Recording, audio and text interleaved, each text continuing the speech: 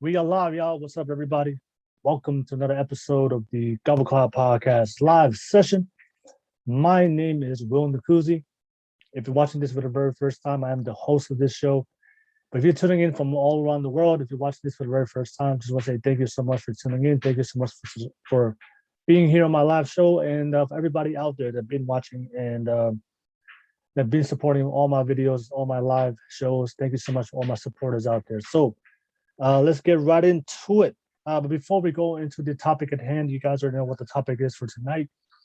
I do want to go over a new feature called a super chat. A lot of you guys have been on my live shows and know that there is a super chat that people can comment and chat during the show. So there is a new feature. It's called a super chat. If you don't know what that is, pretty much what it is, you have the opportunity to not only comment, but you also have the opportunity to donate towards my show. So I know a lot of you guys have given me so much support. I just want to say for everybody out there that if you do want to, if you're watching my live show, watching my content, and you support what I do, and you love the content, and you love the discussions I'm having on this show, you can go ahead and super chat and donate all the way from starting from $1 all the way to $500, I believe. Just a way to donate to me as a content creator, so I continue to reinvest my finances, that money, to invest back into my business, so I can make better quality content. And also, I'll work towards getting my dream one day, which is getting my own podcast studio. So that's my ultimate goal one day, is to have my own podcast studio. That's what I'm working towards too. So if everybody out there that support my videos and love what I do, love my content, please show some love and drop a super chat and donate to my platform. And also, when you do drop a comment on super chat, it gets pinned on the super chat. It gets pinned on there where people can all see it. And then one thing I would do is, if you do donate a super chat, I'll read that comment and give you a shout out. To not only give a shout out to say thank you for not only donating to my platform, but thank you for also being a supporter. But I want to take the time to read your comment. So go ahead and drop that super chat. I just want to say thank you so much for everybody out there showing so much love. So let's get right into it, y'all. The topic at hand. The topic at hand today for this live show is going to be um, our single moms in denial. So that's going to be the show for today, for tonight. That's going to be the topic for tonight. So a lot of you guys already know how this topic came about. It's pretty much just going back from of the podcast I did last week. I know I've received a lot of controversy from a lot of people regarding my statement that 100% of the responsibility of single moms, becoming single moms, falls on the women. So that's how all of this came about. And it started from last week's live show. And I know I did receive a lot of people, a lot of criticism, a lot of hate, and people that disagreed with me, but I stand by what I said, and I gave all my reasons why I believe that 100% of the responsibility falls on women. And I know regardless of the criticism and the backlash I received, but it was very interesting for me that a lot of women reached out to me, and they told me that they were single moms, that they totally agreed with what I said. And the reason they said they agreed, because they said that at the end of the day, being a single mom always comes down to their choices.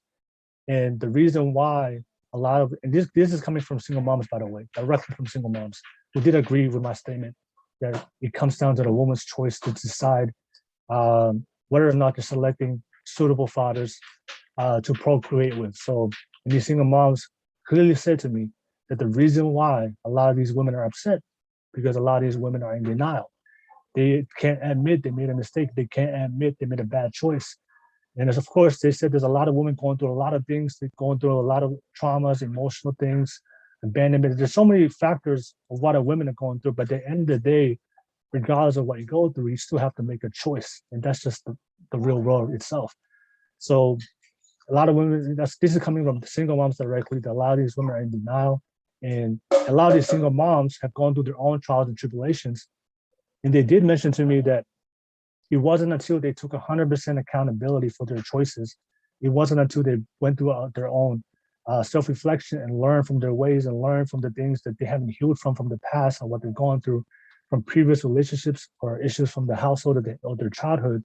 It wasn't until they accepted full 100% responsibility for their choices, that was when they were able to grow, mature, progress as a woman, improve as a woman, and finally able to attract healthy, not only a healthy masculine man, but also attract marriage. And all these women for that reach out to me all said the same thing. It wasn't until they accepted 100% responsibility, accountability for their choices, and not live in denial, not living in delusion that the reason why they're at today is this, this, and this, and this. That a lot of modern day women or women today were upset at my content because I know there's a lot of feelings involved. It wasn't until they made 100% took the responsibility was the reason why their life improved and they were able to attract a healthy man, but also a healthy marriage. So, and also did receive a lot of feedback and a lot of messages from men who did date single moms, from men not only who did date single moms, or they decided they didn't want to be with their baby mama and they moved on. And they really, because they realized themselves that a lot of these single moms are toxic, a lot of single moms haven't healed, a lot of single moms have negative relationship towards men, have a lot of hate, misogyny towards men. So a lot of these men realized that these were not suitable women that they wanted to build a future with. So that's why they decided to leave. So this is all the things that are coming from not only single moms, but also from men and women as well, from men who dated single moms or from men that they decided to leave their baby mama. These are things that we don't hear, and this is the side of the story that we don't hear on social media that women don't want to talk about. So, but I still stand by what I said, 100% responsibility of single moms, fathers, and women. And like I said, the reason why all these women are upset and they don't attract not only a healthy man, but they don't attract commitment, a healthy relationship and marriage is because they are in denial and they haven't improved and grew from their situation from the past. So so I just wanted to bring that up real quick so give everybody some context. Also, at the end of the day, like I said, a lot of these women, the uncomfortable truth is that these single moms don't want to admit they made a mistake. They don't want to admit that they had some poor choices in men. They don't want to admit that they didn't make the right choice. And for a lot of people, accountability and taking responsibility, they don't want to deal with that pressure. They don't want to deal with that burden. So at the end of the day, when it comes to the scheme of life, regardless of what we go through, it's not what happens to it, it's how you respond to it. It's the choices you make to move on with your life, to learn from a previous experience. And I know I realized for myself also, for a lot of people out there, that they have a negative connotation or experience when they hear the word responsibility or accountability. So I realized that for myself because for me, in the scheme of life, if you take accountability for something, if you take responsibility for something, it's a positive thing. Because at the end of the day, you're pretty much what you're doing is you're realizing that you made a mistake and you realize what you need to do to change so you can have a better outcome, a different outcome. And I realized for today, if you say take accountability or take responsibility in a very sensitive world today, in a very entitled world today, a lot of people don't want to hear that because a lot of people don't want to change. They don't want to progress. They don't want to put in the work. So at the end of the day, like I say, it really, really depends on your mindset. But if you have a very growth mindset, if you have a very growth, abundant, success, success grind. You want to improve self growth, personal development mindset. Everybody knows this. You know that our biggest failures, our biggest growth comes from our failures. That's how we learn and improve as people. If you can't take accountability for your choices, if you can't take responsibility for your choices, you will never improve and progress in your life.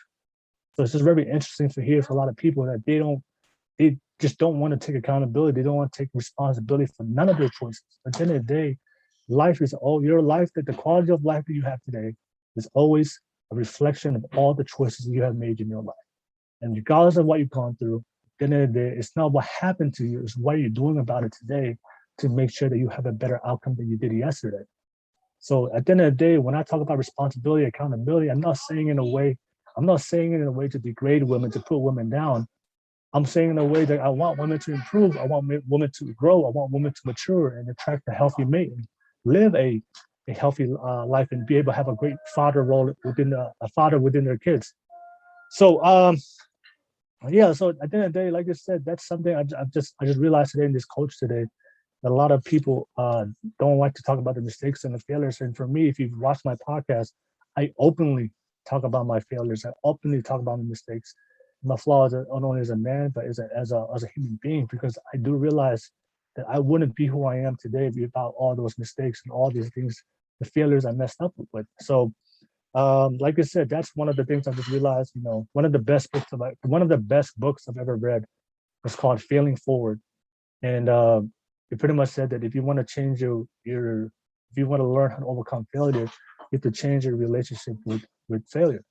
So if you always see failure as a negative thing, especially the single moms out there, if you always see your bad choices as a negative part of your life, then you will never learn from it. You will never grow. So I just want to say that part to you guys out there. So, but yeah, that's pretty much the show for today for tonight. And yeah, guys, if, also, and hopefully we have some guests jumping on. And I would love to hear from everybody today. So the topic at hand is are single moms in denial? So that's going to be the topic that we're going to discuss today. And also, we're going to hopefully let people join in. I invite everybody that's watching this right now. I invite everybody to come on, give your thoughts and share your thoughts and share your experiences. I would love to hear from everybody.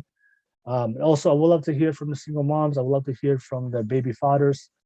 I would love to hear from people that dated single moms. I would love to hear your perspective as well, your opinion. So I invite everyone. I think this is a very special topic. And the reason why I believe this is a very important topic that we need to discuss in the community, because, you know, if you look at this, everybody knows I'm all about numbers and statistics, you know, facts over feelings. But if you look at children statistically, one of the biggest events that can negatively change the future of a direction, the future of a child's life is removing the father out the household. You know, children they grow up without a father, they statistically have a higher rate of teen pregnancy, have a higher rate of incarceration, have a higher rate of abuse, of depression.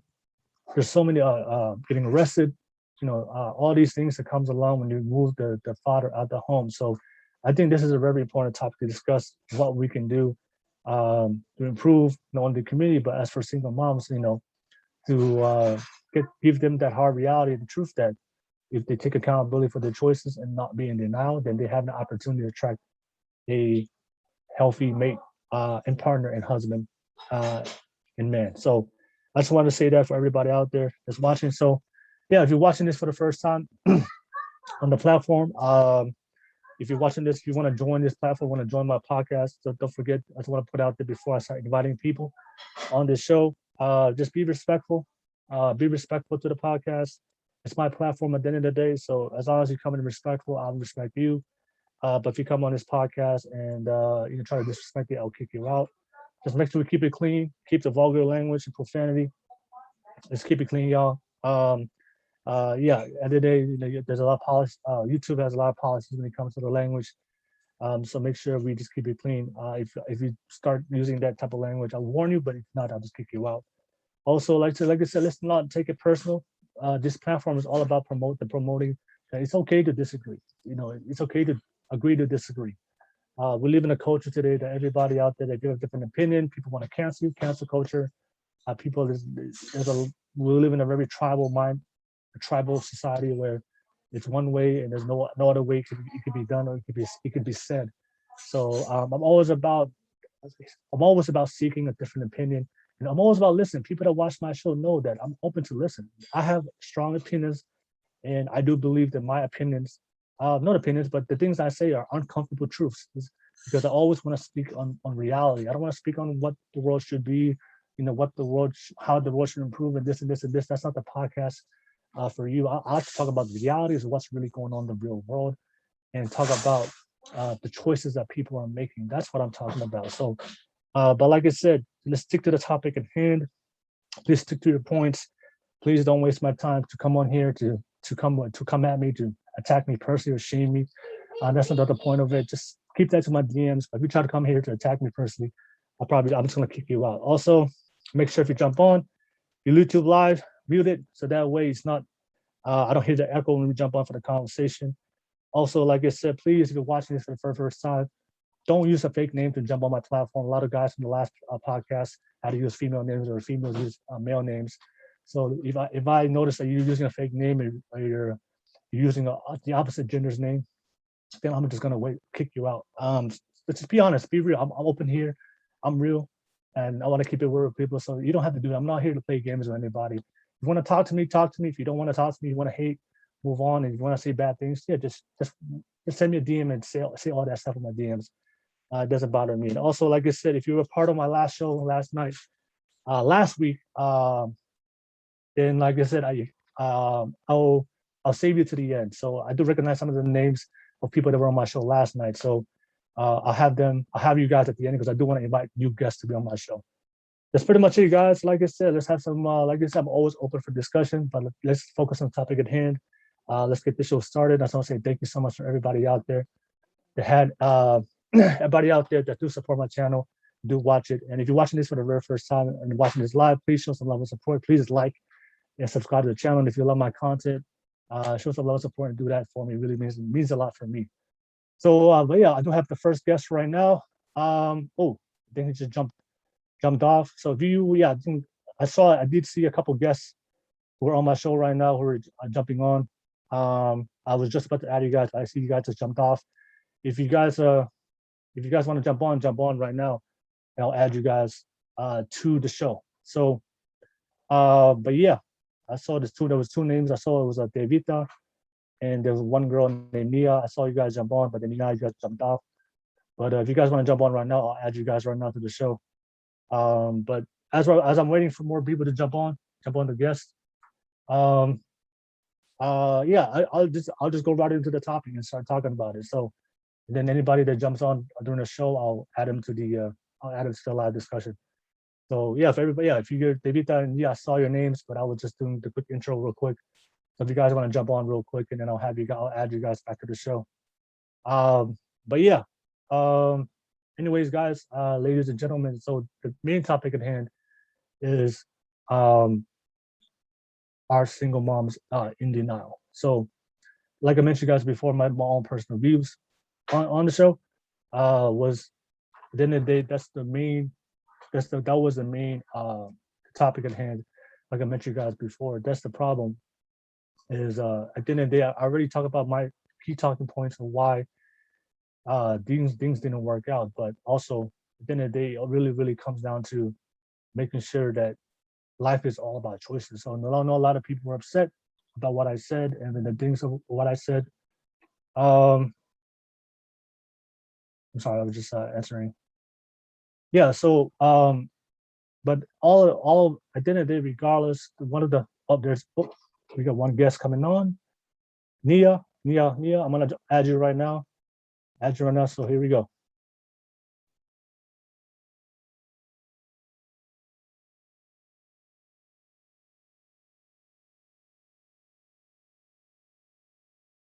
All right. Hello. Can hear you. Can you hear me? Yes, I can hear you. How are you doing? Yeah, I'm good. I'm good, thank you. How are you? I'm good. Your name is Nia? Yeah. Oh, nice to meet you, Nia. Where you coming from? Which part of the world? So New Zealand, Auckland. Oh, New Zealand. Okay, all right. So, yeah, Nia, thank you for jumping on, and I'm pretty sure you already know the topic at hand. The topic for today's show. So, what's your thoughts?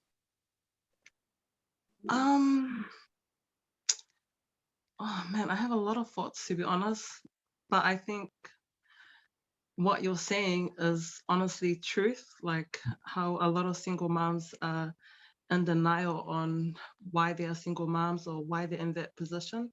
Okay. And I just talk because like I'm a single mom myself. Hmm. So like when I speak with some of my single moms friends, they always put the blame like on their ex-partners or Yeah. like on other men or why their relationships and that don't work. Yeah. And like I watched your podcast, the one you did last week, and I think when you were asking the girls questions about why are they single, Yeah. and everything was just always on because they get ghosted or because they always put it on the men, but Yeah. the majority of what they said, they never looked at themselves. Yes. Yeah. I noticed that. Yeah. Yeah. And then you were saying about when you go into a relationship to, let the other person know what you want or what you need. Hmm. But with me, I like just myself, like I just disagree. I think you should never seek a relationship first. You should always seek friendship first before thinking of any type, like, further relationship after that. Okay. I'm just the reason why I said that is because because today is like casual dating today, right? Yep. Yeah. So I think it is. So I mean, I'm not saying to go out there and hey, marry me. I'm just saying it's really important to show hey, like I'm not wasting time. Like if I'm looking for something for like we can start as friends, but I'm looking for more, so they know, right? Oh, so they know that you're searching at the same time. Yeah. So a lot of people, if you say you're a friend, they'll just treat you as a friend. So I think it is important to let them know, hey, let's be friends, but I am looking for more. So that way, so it's because I think that's one of the mistakes of today's dating culture is we're not telling our intentions of what we want. And I think it is important to let you know because if you were the right person, I totally believe it. If you were the right person, it's gonna work out. You know, if you with the wrong person, you tell them, hey, I'm only looking as a friend, you know, nothing more. Then I think it's important because if that person's only looking for short term to manipulate or use you, and you're saying that you want more, so that way you can eliminate that. You can just stop wasting your time. But that's just my thoughts on it of why it's important. But you can't. I always see women, or they always talk about how they get used by men, and I always think like, how do you guys get used? Like what? Like how do you let it go that far where they use you? That's why I get confused about because they always say, oh, they use me, or they use me for this, or they use me for that. And I'm just like, I can never understand how they get used because you only get used if you let yourself to be Yeah, used. exactly. Yeah. There's so many reasons behind that when people get used. A lot of people are not confident to go find another person. Sometimes that person likes you, they like the person more than they like them. So there's a lot of reasons, but a lot of people are not really confident themselves that if it doesn't work out, you can just move on, right? So a lot of people are not like that. I'm sure you're pretty confident now that if you notice the guy is not treating you the way you want to be treated, that I'm sure you have the confidence to leave, right? Yeah, of course. Yeah, But yeah, and a lot of people. saying that I'm not the type of person like for me, I don't relationships like with a guy, I don't it's not important to me. Like Mhm. at this time of my life, like I never look for men or at this point I don't think like, oh, I want to get married or oh I want to do this. And in saying that it's because I'm a single mom, so 100% of my focus is around my children and around Yeah. them. Yeah, so Okay. dating's not an option for me. Well, let me ask you: were you? Did you said that you're a single mom? So I think there's you have the experience and perspective of a single mom. Were you at some point were you like that, like the other women? Were you blamed all the other men? And did you used to be like that? Yes. So in my first relationship, Mhm. yes, Yeah. Okay. I used to blame men until I had to step back and look at the relationship and look at him and then look at me and see if well What made you step back? Like, what made you make the decision to step back? because nothing was going right. So I had to look from the outside in Oh, order to see why it's not going right in the relationship. And then when you take a step back and then you actually notice because you can't carry on living like in a relationship like that, yeah. blaming each other on why it went wrong.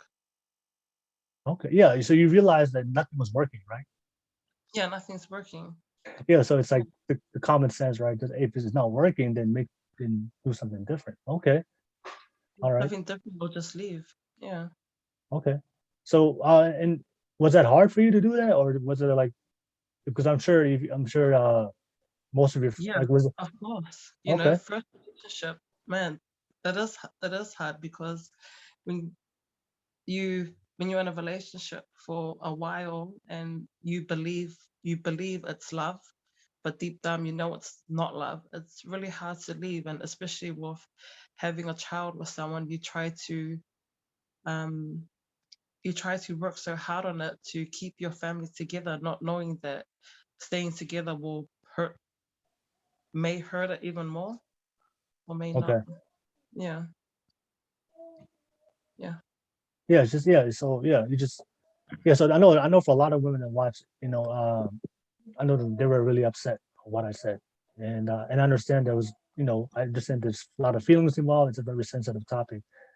Um, The only but reason why they're upset because they're not open to the conversation. They're not if they don't sit they don't sit and listen to understand. They sit and listen to have a to reply back to it. yeah, do you have like do you see that a lot with I mean, I'm sure you have friends that are single moms. The majority of the single moms, I like that they just don't want to take. They're always blaming and they don't want to take accountability. Yeah, some of them, but man, I have like other single moms that I know of and who I know too who are way opposite of that and are still a strong, independent woman and being Yeah. single and do raise really good really good sons. So Okay. When you realized that you had to take a step back and reflect within yourself, what was one of the things what was the things that you realized about yourself that you needed to work on to improve so that way you can finally move on and able to find a healthy man. So I'm just interested to hear that your standpoint. Like, what did you realize about yourself? Oh, okay, this is not working. Then I should change this. I should stop doing this. I should change. Like, what were those specific things? it's being needy. You It's needy? because I was a needy woman. Like like just being honest. If I had Yeah. to be honest, I was so needy. Um I needed him, I wanted him home all the time. I never gave him his freedom to want to come home. So his home wasn't like a place where he wanted to be. It wasn't his safe place. Where he comes back and lay his head and relax because I was too Mhm. busy. I was needy and I was nagging all the time. Okay. So you're just always need. But where did that come from? Why were you so needy? For him to be always be around. Like, did that come from somewhere, or I'm just interested in that? Mm, did it come from somewhere? I think it came from um I think it came from when the trust is broken Oh, or when okay. he doesn't do his part, like in the family. When he didn't do his part, then I became but like I would nag him about like things that he wasn't doing, and then I became needy, like always wanted him close to me because of when the trust was broken. Oh, did he Yeah, break the? I mean, was that trust broken before, like early in the relationship, like something happened? not early. The trust was broken after I had a child. Okay. When you Yeah, say trust is broken, what does that mean? Like, what did he do, or what happened? like just like cheating, being with So he yeah, cheated. Okay. yeah, other woman, and yeah, so it was we were good before the child came, and then everything went flipped when the child came because I was different. I wasn't like I wasn't that fun person who can go out, or I was at Yeah. home always with the child. Yeah, Okay. So he cheated before the baby. no, Before after after okay, after the baby. Okay. And then but you still why did you stay even after he cheated? because it's just the thought that you have of a family. And Yeah. from like for myself, like I came from a broken family. Like my parents were divorced and my dad Okay. raised all of us. So just that thought in my head, I hoped or dreamed to have a mom and dad and child, Oh, like okay. family. Yeah, so Yeah, it's because just yeah. that. hmm Go ahead. Oh, okay. No, no, no. I don't know if you noticed, but that's something I always talked about on the podcast where um a lot of women who become single moms, a lot of them come from a very broken home. A lot of Yeah, times when you come from a broken home and you never had that healthy love or that good example to see at home, you seek that early, and then when mm, you seek that early because you didn't have that growing up, and a lot of times when you seek that early in a partner, you're very emotional about it. You overlook all the red flags, right? yeah, yeah. You overlook all the red flags. So when when you saw your when you were when you got into a relationship with your baby father, uh, were you if now you have looking back at it now, were you did you just want to get somebody to feel that void that you had from growing up as a child? Like that was like was that the reason why you were looking for relationships growing up as a when you were younger when you first started? Did it come from a Looking, healthy? Did it come from a healthy place? Like, were you really looking for a healthy man, or because you grew up the way? no, Because you grew up the way. yeah, my father raised us, so he was a good, like a really Okay. good man, and he taught us a lot of things, and yeah. So to be honest, I think I was young at the time. I was only Yeah. 16. Oh, 16. Oh, okay. Sure. Yeah, 16. Okay. yeah, I was only 16 at the time I was when I got together with him. Yeah. So yeah, I don't know. I think just the whole feeling of thinking that you're in love Yeah. or Yeah. having the wrong, like if I was taught like, what love is or how love is shown instead of, you know, taught by like how your friends say, oh, this is love or so cool, blah, blah, blah. If someone taught me or if I learned more about how a man should treat me or etc., then I don't think I would have been with him if I actually knew what love was. What was your definition of love back when you were younger, and then what is your definition of love now? So when I was younger, oh my gosh, oh my gosh, I said I was pretty young and stupid. So it was just any bad boy who just picked me up in his car and took me around. So that was love, eh? That was love for you. Yeah, I don't know. I was just so young and stupid. So any guy that was willing to pick you up in a car, Yeah, fine. Just give take you me out attention, and give you give me attention. attention and buy me stuff and that. Yeah, Yeah. so that was love to me. That was love. And Yeah. then all my friends were doing as well. Like if they had like a bad boy, it was so cool. And Yeah. Yeah. if he showed you like love or like gave you time, then that was love. That was love. Yeah. Yeah. Yeah. So I think that was love for me back then. But love right now, man, I think what I think love is if it's like relationship love Mm. is respect, is when you respect like each other, like for who they are and Mhm. mm, all their flaws in that, Mhm. and when you choose to love them after all the bad things, you carry on choosing to love them. Yeah. Hopefully that makes sense. Yeah. So you're looking for more from the inside. The love, From the the respect, inside. things. Things that instead of worrying about the stuff that's on the outside, right? Yeah, because I had to be honest, there's no perfect man or perfect woman Yeah. out here that doesn't come with, a piece of baggage or something Yeah. or a flaw. Yeah.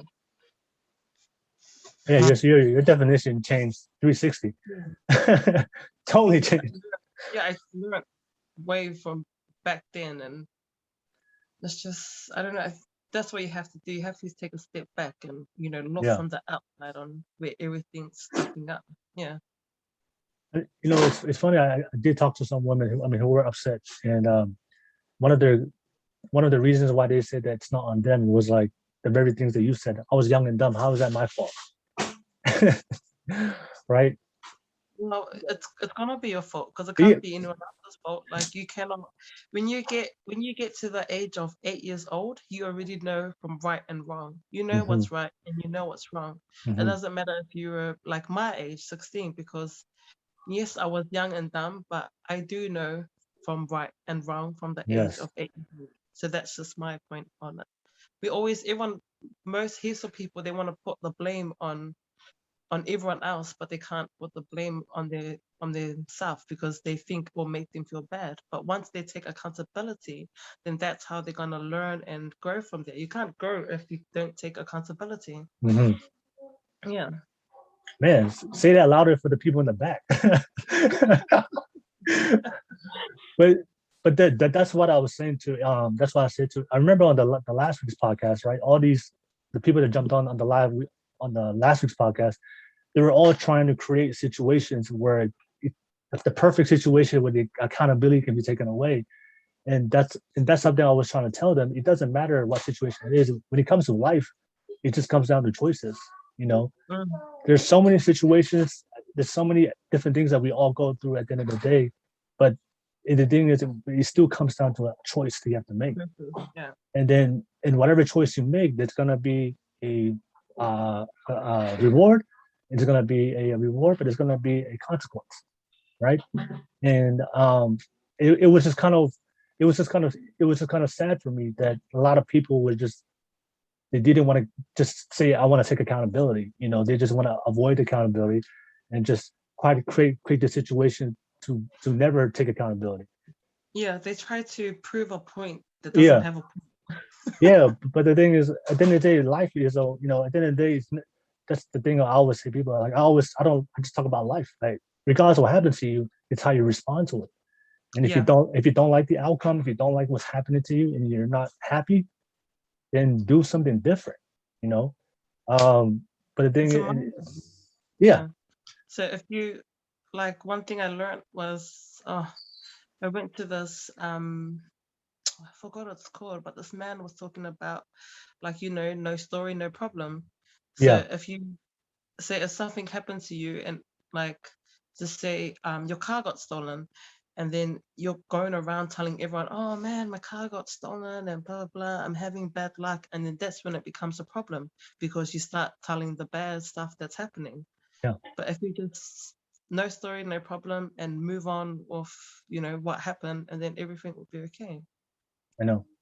And Yeah. that's why I was trying to tell, like, 'cause that's the thing. You don't know what I've been through. I was like, I don't know, but the thing is, life doesn't care about what you've been. What you've You been know? through. Yeah, exactly. It's like your future doesn't care what you went through. It's just, And if you go ahead. everyone goes, yeah, everyone goes through stuff. Like, Exactly. like your pain or what you've been through may be bigger than my one, but it doesn't matter, because, like, everyone goes through stuff.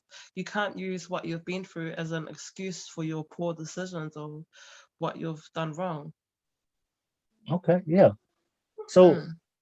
you know, for all those women out there right now that's in denial right now, right? Like, because I know for a lot of women, they don't want to hear from me.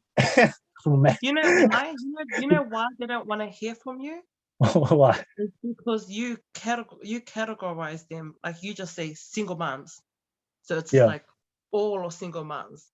So I'm just like, but like, like, I know where you're coming from. That's the whole point of it. Like, I know some moms, they're not open minded. They can't, read between the lines. They pick up on what you say. They pick, like, what they want to hear and what they don't like, and then they go off on that. But if they listen properly on what you're getting at, and if Hmm. you, like, reword your words properly, then maybe they'll have a proper Understanding. understanding. Understanding. Understanding. Yeah. Yeah. So, like, I remember when you're saying, you're talking, I watched there was like a little snippet of it, and you're talking about how women are The gatekeeper. the gatekeeper. Yeah. So, Yeah. it's their fault. Yeah. Yeah, but at the same time, like, a male gets to pick what flower he waters. Yeah. Yeah. Yeah, so you have to, if you're gonna say something about single moms, you have to say something too about the other side. You can't just carry on pointing at single moms. Well, but for that topic, I did break it down. The reason why I don't talk about the men, because like I told you, I'm sure you've seen it, because the women, you guys carry the risk of getting pregnant, right? The man doesn't. So because the man doesn't have that risk, and you have the risk of getting pregnant, and possibly the guy might leave, because that's what's really happening right now. Mm, That's why I said for a woman to, because you're the gatekeeper, be very, very selective, super very selective. good. Yeah. Whatever. Maybe if there was another word that's better than super, that use that word. Ultra selective, super selective, Extra super. super duper ultra, Ultron. Avengers, whatever you want to use. But yeah, be very selective, because, like I said, like, when you have a child, that's something you have forever, and then and you want to be able to have to have a family where the father is willing to stay around and be with you. So but I know because of regardless of the situation, unfortunately, that's life. That's life. We make some bad choices. It is what it is. You know, Mm. and however you may feel about it, but then just take accountability and move on from it. So Yeah, I think just hearing that is true because once you have intercourse, once you yeah, have yeah, sex. intercourse, Once you have sex, yeah, yeah, okay, once you have sex, like everyone knows what comes from sex. yeah, Like you have sex, baby. Like you're not gonna have yeah, sex and then a plasma TV is gonna pop out. It's the results of sex as a child. yeah, yeah, Yeah. yeah. So that's what I'm saying is like, for a woman, like, when you do have sex, just because the risk of you getting pregnant and then the guy may leave. So make sure that if you're gonna have sex with the guy, that he's the guy that for a fact that he's gonna be fully committed to you. He wants to be with you. He's gonna take responsibility of the child. So that way you can avoid that situation. But like I said, if you don't do that, then you have a possibility of becoming a single mom. But if you do become a single mom, I'm not saying that there's nothing wrong, there's nothing bad about being a single mom. It's just you just become a single mom, just learn from it, move on with your life, and find happiness. You know, Mm. but you can't find happiness if you keep blaming. you know, Keep blaming. Yeah. yeah, you keep That's blaming. that's what I've learned too. You got to stop blaming people and accept that you effed up, that you stuffed up. You have to accept that you're stuffed up, and then that's where your road to happiness will go. will Okay, start from. Yeah. so I'm interested to ask you, like, when you now, what do you look for, like, when you meet men now, because you've gone through your growth phase, you've learned from it, you've done it, you've taken accountability to take a step back and look within yourself. Now, you say you're in a relationship now? No, I'm not in a Oh, no, relationship. no, no, anymore. So now, what do you look for? What's different now compared to back then? Like, how do you vet these? So I guess we talk about being super selective, right? So what do you do now to make sure you vet these men, so that way you don't repeat the same mistake than before? I don't. I can't answer that because, like I said before, I'm at a stage in my life where I'm not looking for. Oh, so you're not looking normal. Okay, I'm not. Yeah, I'm not looking okay, for a man. Like a relationship with a man to me at this point, it's not a priority in my life. Like okay, okay. it's just. I think right now is because my kids are still young, so my priority in life is just The focus on kids, the them. I kids, can't. the kids. Yeah, Okay, I can't. no, I don't have time to start, being submissive, and no. I just believe, when a man comes, when the right man comes, he will come. Yeah, but Okay, I, that's good. All right. And maybe you do, but at the end of the day, you do one day want to get married and have a long-term relationship one day. That's the future yeah, plan, of right? course, Okay. yeah, of Okay. course. Like you said, every family needs a male, and Yeah, yeah, yeah, to lead the family, and I believe and I know that is true. Like a male is supposed to lead the family. yeah, Yeah, yeah. so yes, of course, one day when I start to look at that, um, yeah, of course, I would like to get married in the future time from now. Yeah. Okay. All right. Yeah. So anything else I wanna, thank you for jumping on, but anything and hey, also thank you for jumping on this. Really appreciate it. Oh, that's okay. I was hoping it would be way heated than this. I was hoping someone else would be like, "Oh, you I should be." hate your, I hate your guts. I was waiting for all you haters to jump on. I know. I was like, I was ready too. I was like, all right, so it's gonna be so. I'm very. It's good to see this. We're having a normal conversation with somebody, like you. So, but yeah, anything last? And I know the topic at hand is single moms in now, and then any last thing you want to say to all the single moms out there before we jump off to the next person? Anything last thing to say? Accountability is key, man. I think that's the last thing I have to say. Stop being in denial. All right, single mamas out there, look, she's saying it, not me. I'm not Oh the no, one. I'm gonna be hated after this. All the haters out there to watch it. Hey, look, I don't know if that was it. She's just thinking about what she's saying. And yeah, thank you for, and also thank you for having the courage to jump on this platform like this. That's It's what okay. I just want to say that. I just want to say that. But yeah, Nia, thank you so much for jumping on. And like I said, you're always welcome to my platform. I'm gonna have more of these every week. So I love your conversations with you. So yeah, anytime you want to jump on, let me know so that way I can look for you on that list. Okay, yeah. I was Yeah. waiting. That's why. All right, much love to you. Much Okay. love all the way to New Zealand. Okay, thank you, Nia. Okay. Thank you. All right, bye. Yeah. Bye. Sight. All right. All right.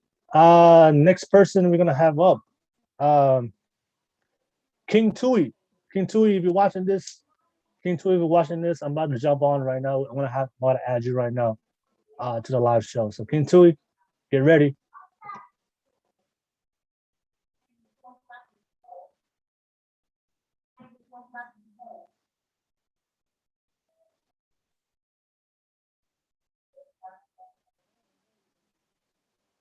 King Tui.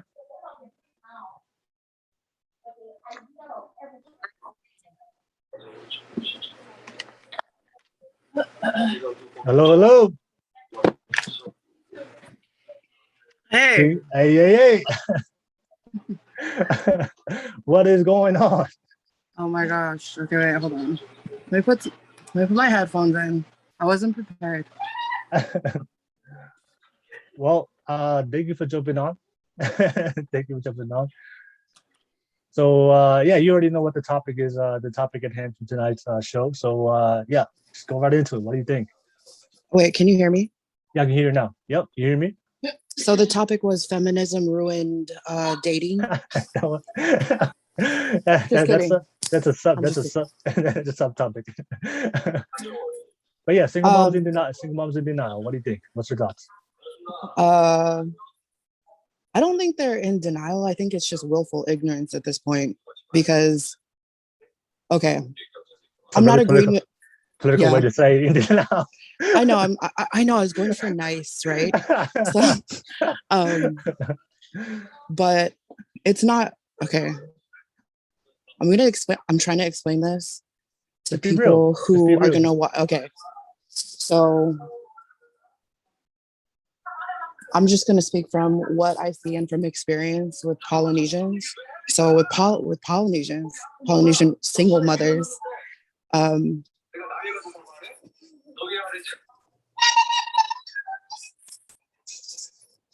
you still hear me? Yep. You're loud and clear. Okay. So the problem with not the problem, but from what I've seen is that they don't take accountability off of what Nia said. They don't take accountability for the men that they choose. They choose men based off of convenience, based off of what they think they could have, based off of potential. And then when it doesn't work out for them, they're surprised. And then all of a sudden it's like, well, he did this and he did that. And then all of a sudden you're 6 kids deep and you're still not married. Yeah. but it's I think the main issue is a lot of people are coming at you sideways because they're trying to create a singular incident and they're not looking at the whole picture. So everyone, it's like you're talking about everything everybody knows that's like the worst kept secret in our community. So yes, single mothers are in denial, but at the same time, I mean, Polynesian women are raising these men, are raising our young men and coddling them and making them these soft. Yes.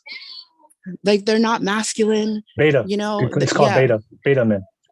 And then they become these great pretenders.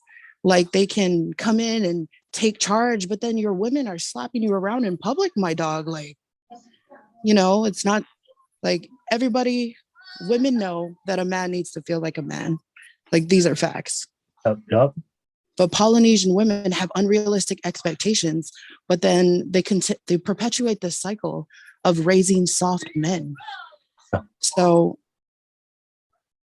I hope not a lot of people are on here and watching this right now, because my DMs can't take any more of your followers, Will. Like, but I just think it's interesting that like even the men I watched last week come on your podcast, I was so taken back because they sound, Like females. yes. I know. See, I was trying to be nice. You know, I'm just trying to be nice. But realistically, I don't want to feel like the man in a relationship, and I don't want to have to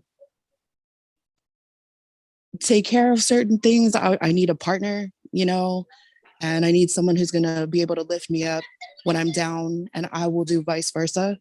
But some of the men that are, you know, that were coming on here, I was kind of like, okay, these are Polynesian men. And although I'm sure they're good men, you know, yeah, the kind of women that they will be with or attract, I know are women they're going to complain about, and they're most likely going to cheat on. yeah, you yeah. know? But again, these are just cycles that Polynesians go through, and it just happens over and over again. So that's what I wanted to come on here and say in a nice way. So, it's in a nice way. In a nice way. Don't worry. Is that possible?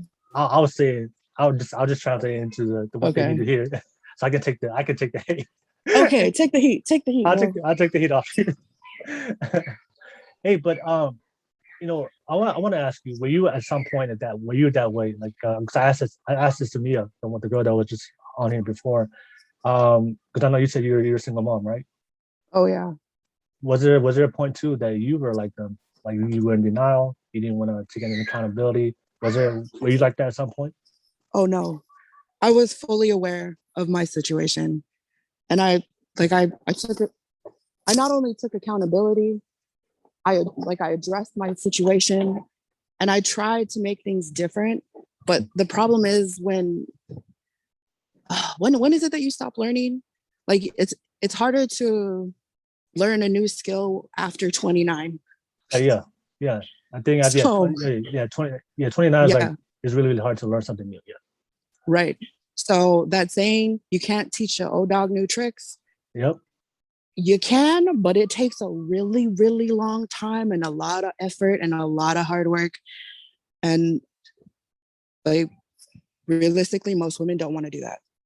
You know, they don't want to fight that fight, because it's like, why couldn't you just come like this? But I was aware of my situation, and I had to take accountability because I have a child. So I'm sorry, I'm outside, so I'm like, where is the wind not?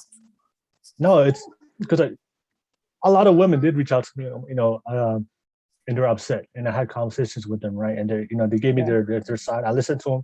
They said, it's not my fault, you know, I was young, I was dumb, or this and this and this and this.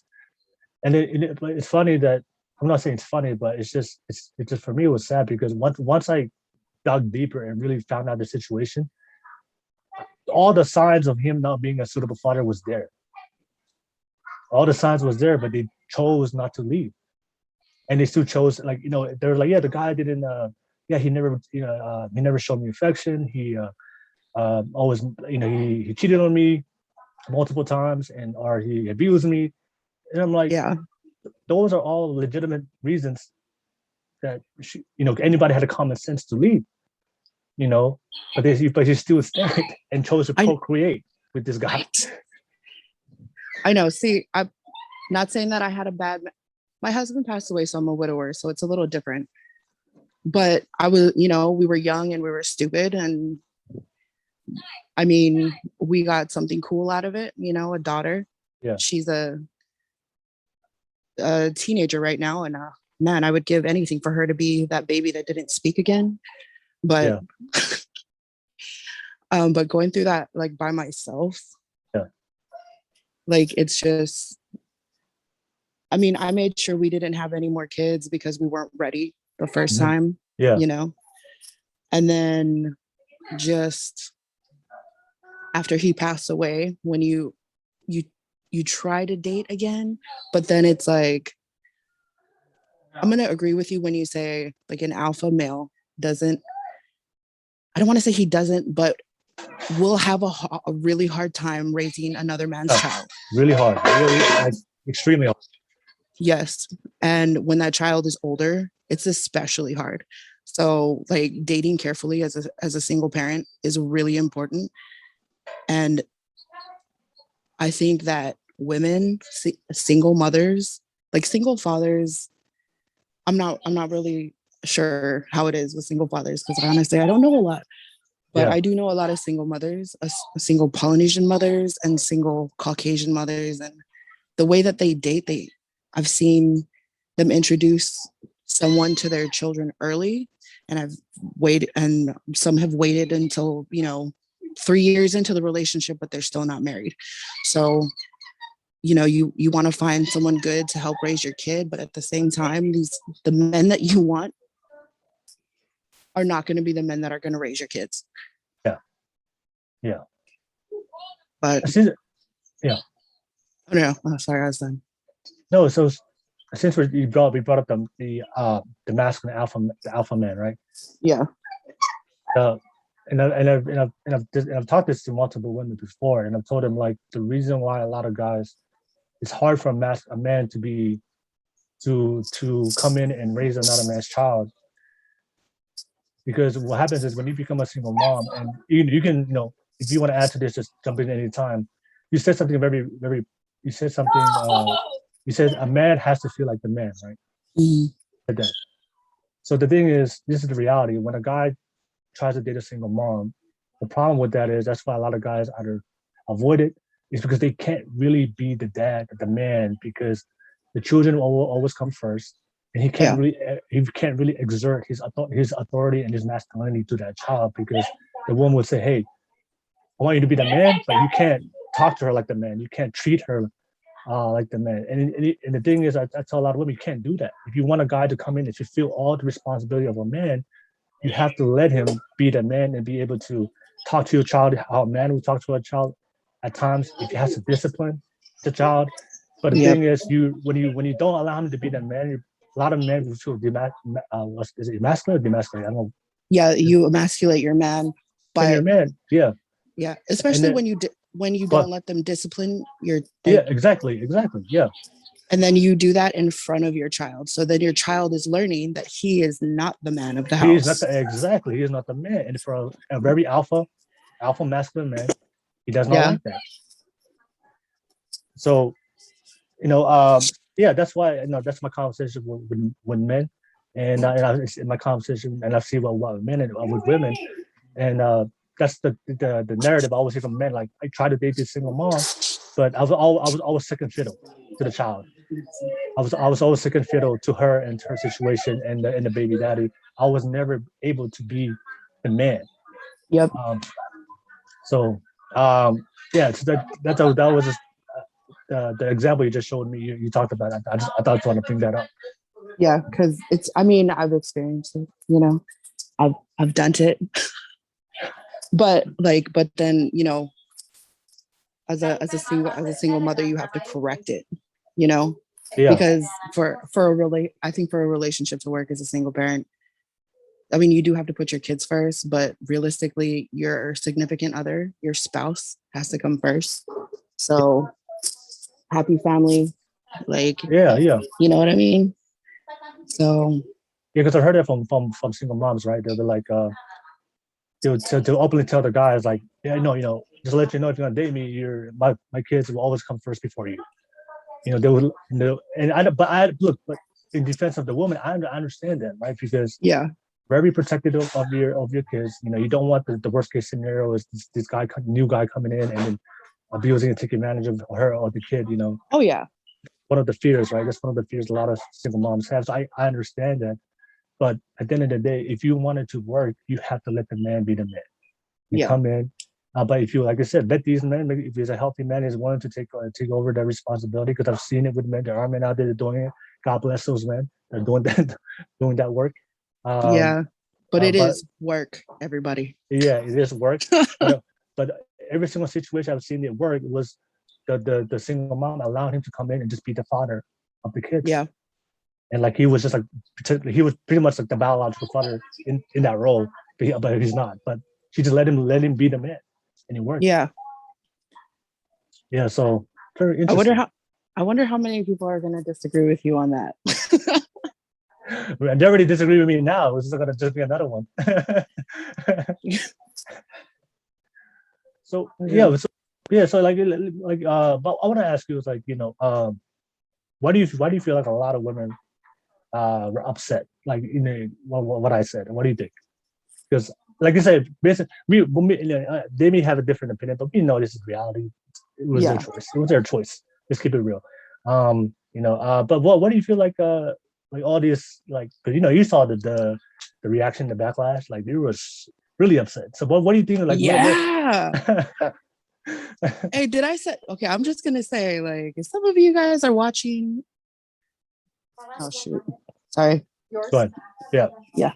Sorry, but if some of you are watching who messaged me on my Instagram, come on here now and repeat what you said.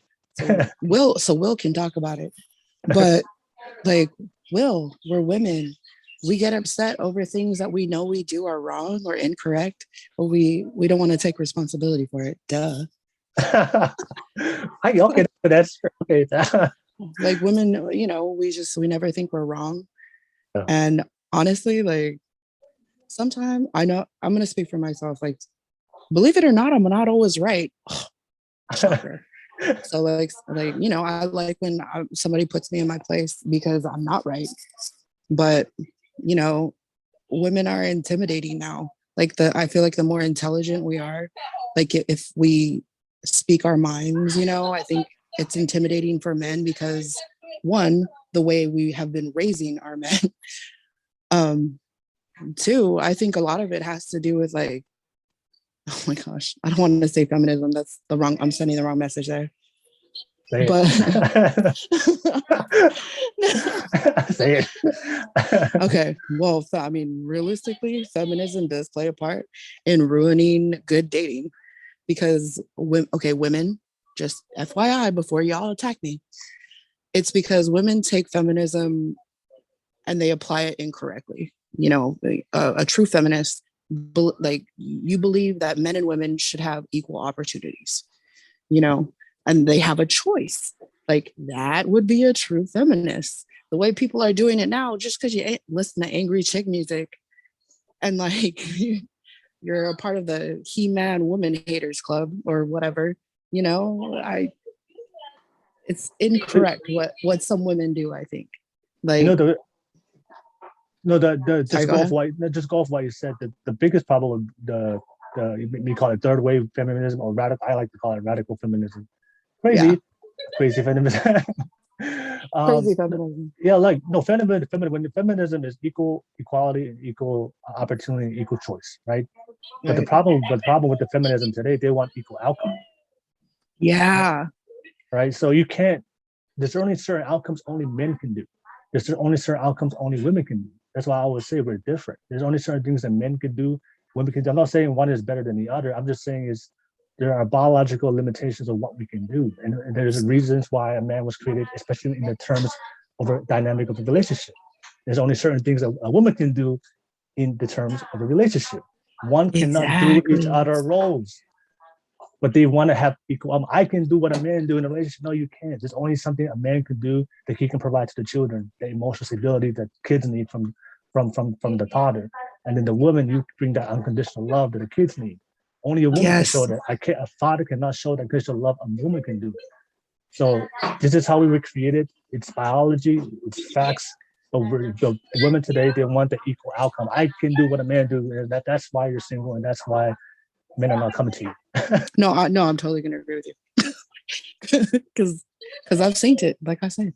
But I'm also gonna say I hope no one gets upset at me and messages me over this.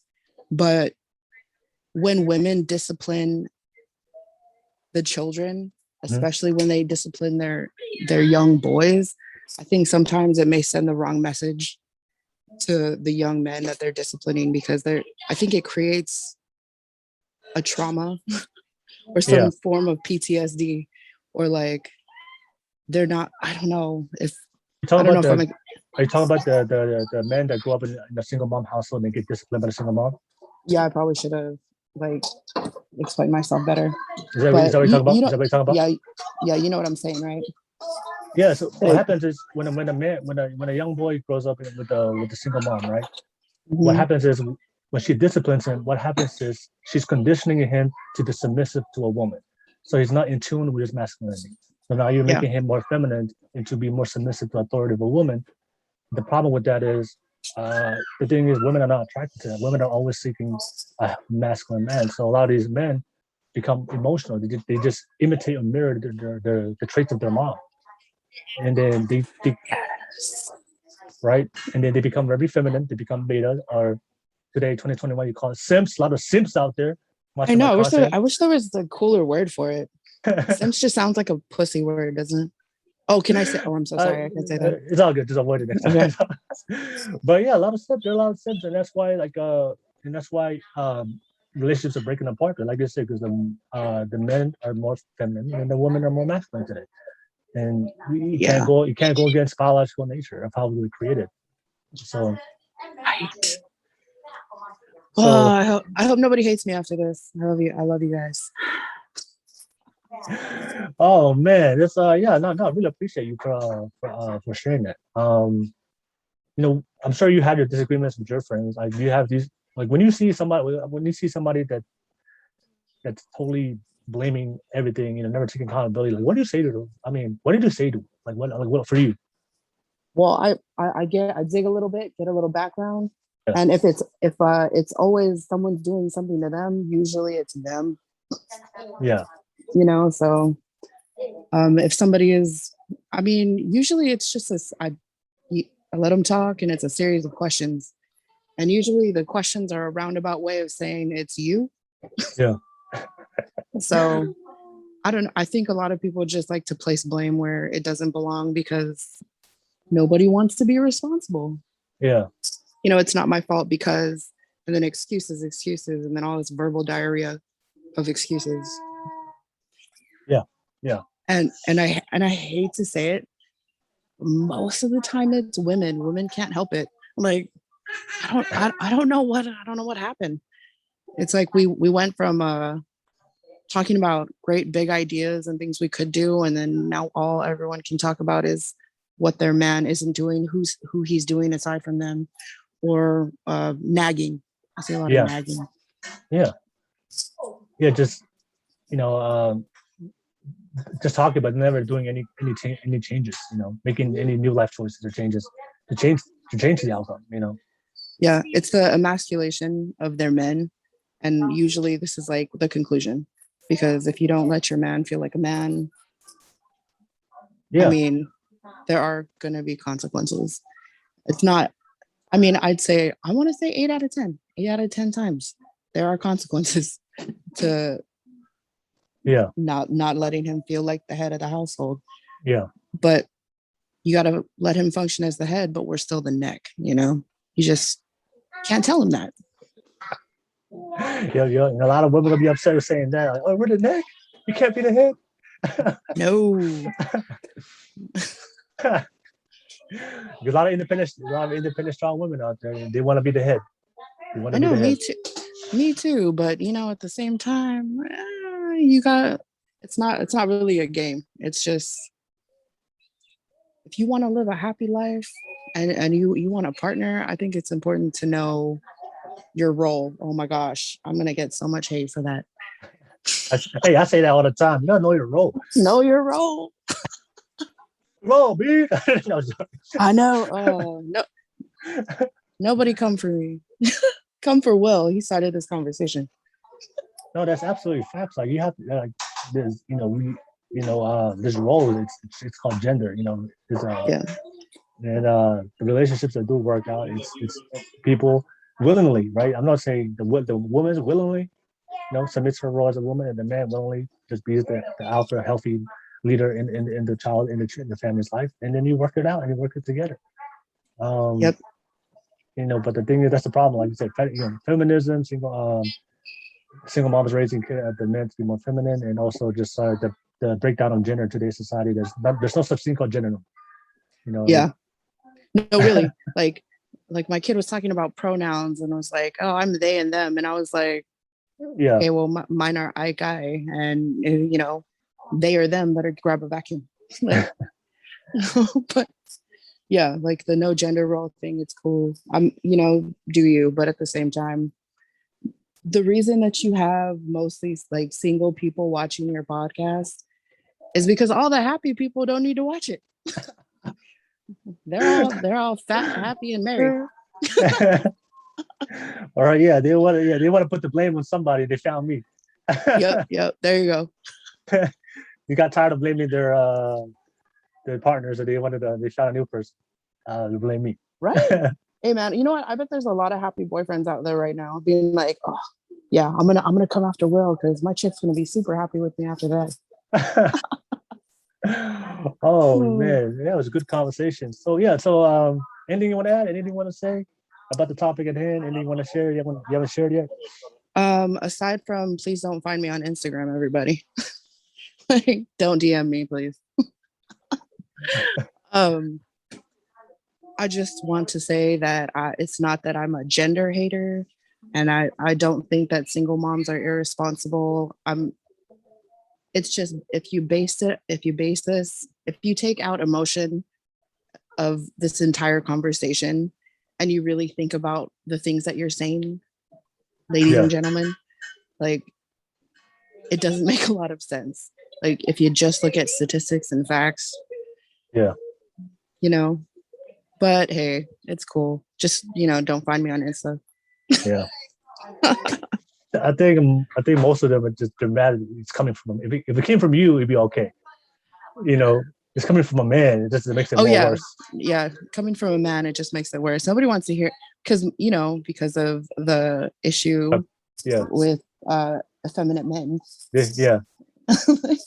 Like they're very masculine themselves. They don't want to. Yeah, women expect men to be like comforting, and they want you to like.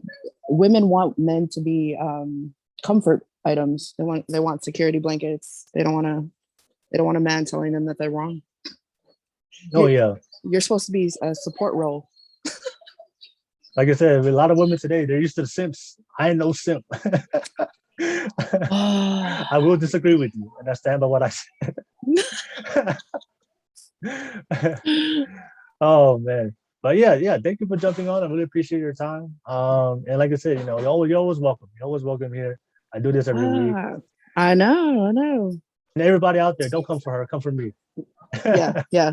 Just relay the message to Will, and he'll send it to me. All right. Thank you so much for jumping on. Much love to you. Okay. Have a good day. Okay. I will. All right. Bye. All right. Next person, I'm gonna jump. Next person. Yeah. Everybody's watching live right now. I'm interested to hear your thoughts and feedback. Please drop the comments below. Let me know what you're thinking. Ladies and gentlemen, these are coming from not me. Like I said, you guys already know my opinions. You guys already know where I stand. But the topic at hand is 100% our single moms in denial. And you just had two single moms who came on here and gave you guys the reality of why everything still comes down to a choice, especially when it comes to the responsibility of ending up being a single mom. So, yeah. I'm interested to hear more people, and I do have Natasha. I see Natasha on here.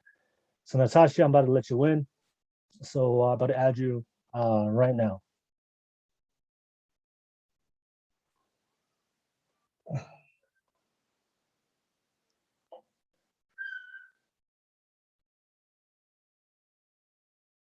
So you guys know where I stand, but the topic at hand is 100% our Natasha. Yo, what up? Long time no see. Yeah, been a minute, right?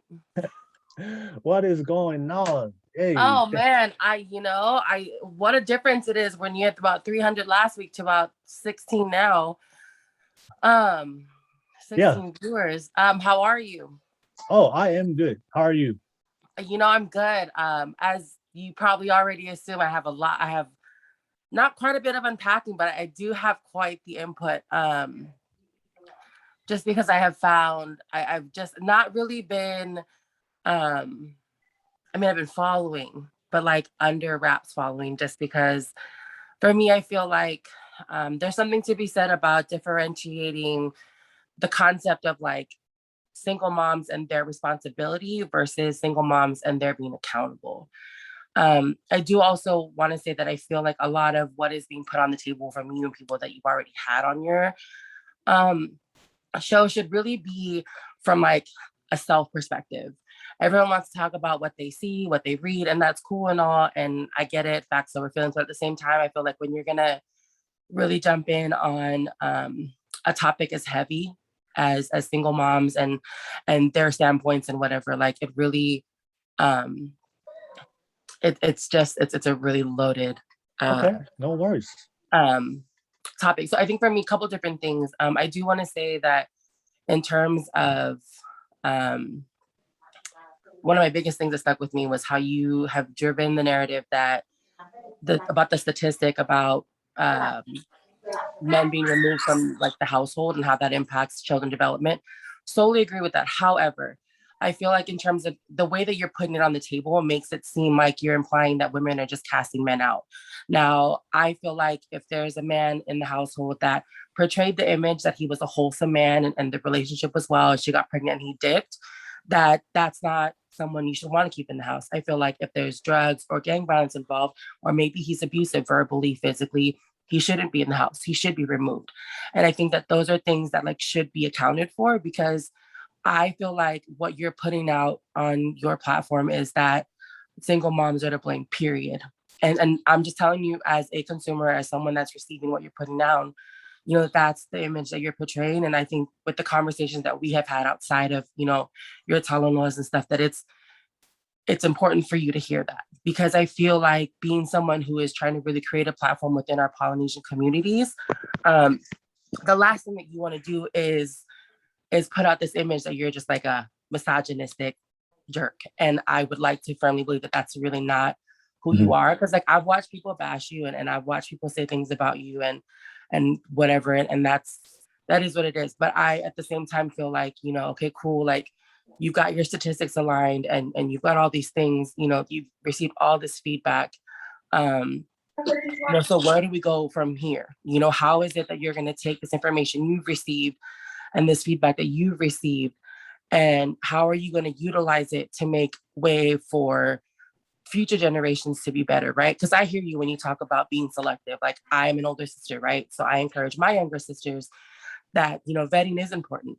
You know, that fishing men out is important. That is very much a real thing, because that is not just going to secure the fact that like you're potentially because I'm also very much a person of like, we're not talking about kids till marriage. I'm very old fashioned, where I believe that like children really shouldn't be had until you know that you're like with your person. And I think that's the thing too, because based on the statistics that you've put out, the reason why single mom percentages are as high as they are right now is because having children out of wedlock has become normalized, right? And so it's like, I'm very much a person of, you know, based on how I was raised and the morals I grew up with, I try to take that and implement it into these upcoming generations and the youth that will listen and hear me out, is that those, you know, something like having children and stuff like that, it should be saved for a later chapter in your life. However, things happen. I'm a product of a single mom, you know what I'm saying? And so for me, and that was where I think I kind of like got in my feelings, right? Because the conversation is that, you know, women are supposed to vet our men, but what happens when these men, or boys for that matter, portray this image like they're solid, stand up, down, you know, 10 toes down, what have you, and then they get pregnant and then they dip, because that's what happened in my mother's case, where she was under the impression that, you know, he was 10 toes down. She got pregnant, had me, he wasn't there. And it is what it is, because I was very blessed. Like we've talked before, like I had my mom, you know, my stepdad raised me as his own, you know, so he's my dad. But I just, yeah, again, I think for me, it's like one of those things where I feel like when you talk about the responsibility of what a single mom does. I think that 100%, I'm going to agree with that. But that is in terms of like raising your child, right? Because no matter the circumstances as to why the relationship ended, if the children are left with the mom, it's her responsibility from start to finish to make sure that she raises her children to the best of her ability. In terms of accountability, I'm in a bit of a gray space because I know plenty of women that are very accountable to, being owning up to the fact that they've chosen, they've made bad choices, or it was like a one night stand or like on a whim type thing. And that's what that is. But then again, it's like hearing the feedback of these women, because I'll be honest, initially, like when I was listening to Nia, when I was listening to the girl that was just on, I was like, getting my feelings, because it's natural for me to get protective over how I know how I feel. But I can't, it's not fair for me to like say anything or like whatever or judge anyone, and knowing that, then I wouldn't be authentic, right? Because I can't sit here and expect people to receive my opinion and then me not receive other people's. But yeah, I feel like a lot of the lashback you've received, because bro, you've gotten quite a bit of it, has a lot to do with the verbiage, and just how words are articulated. Because I think that in the following conversations that you have had, like even I watched, your Talano with Auntie Calepe, and her kind of breaking things down too. And it made it make sense to me as well. Because I think for me, like, as I've shared before, like I'm really hard up about the fact that like I was raised by a harem of strong women. And like, okay, you know what? No. But then when I continued to listen and allowed myself, to follow that one left from last week, it just made me realize that that I need to be more open-minded. Sorry, I'm totally reading comments as I'm having this conversation with you. But yeah, that was my biggest thing, is just kind of, really making sure that we are, because I do value the women before me. I was very much like, don't speak for all Polynesian women, because it's not the case. I mean, even for my mom, like my brothers are as strong as they come. I mean, my dad is here, so they model and embody what he brings to the table, which is being that provider. But yeah. Anyways, that was it. I just wanted to say hello. And no, thank you for jumping. No, I saw your name. Is that the Natasha I know? I was wondering. It's me. So I want to add, this. No, thank you for sharing that perspective as well. And I know for a lot of people do, hate my guts. I know for a lot of people, they have that image of, the image of trying to, like you said, that I'm telling women that to stay in relationships that's toxic. So the one thing I always say is like, because there's so many feelings involved, because whatever image you may think of me, but what I'm saying is totally different. So there was those two women that came on. They were like, yeah, I get what people are feeling, but they actually took the time to take the emotions to just put it aside and to just be very objective and just listen. I always tell people, like I never said once that single moms are terrible women, or they're not worthy, or they don't have they don't have good character. I never attacked them personally of what the quality of a single mom, because I have single moms that raised me.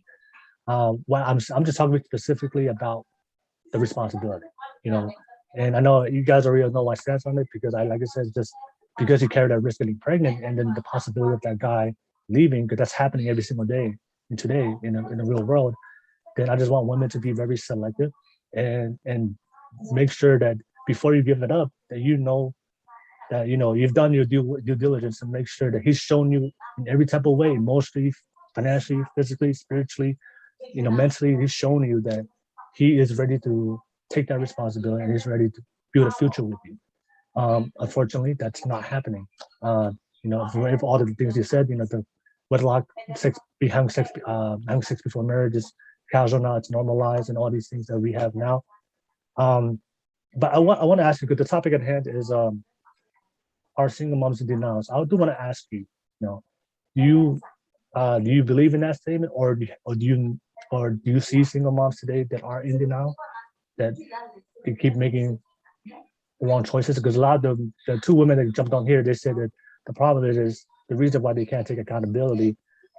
Most of the single moms are just blaming their situation, blaming what happened to them, blaming the men, blaming this, and this, but they never really self-reflected and went through the healing process to look back and just, you know what, I actually made a bad choice.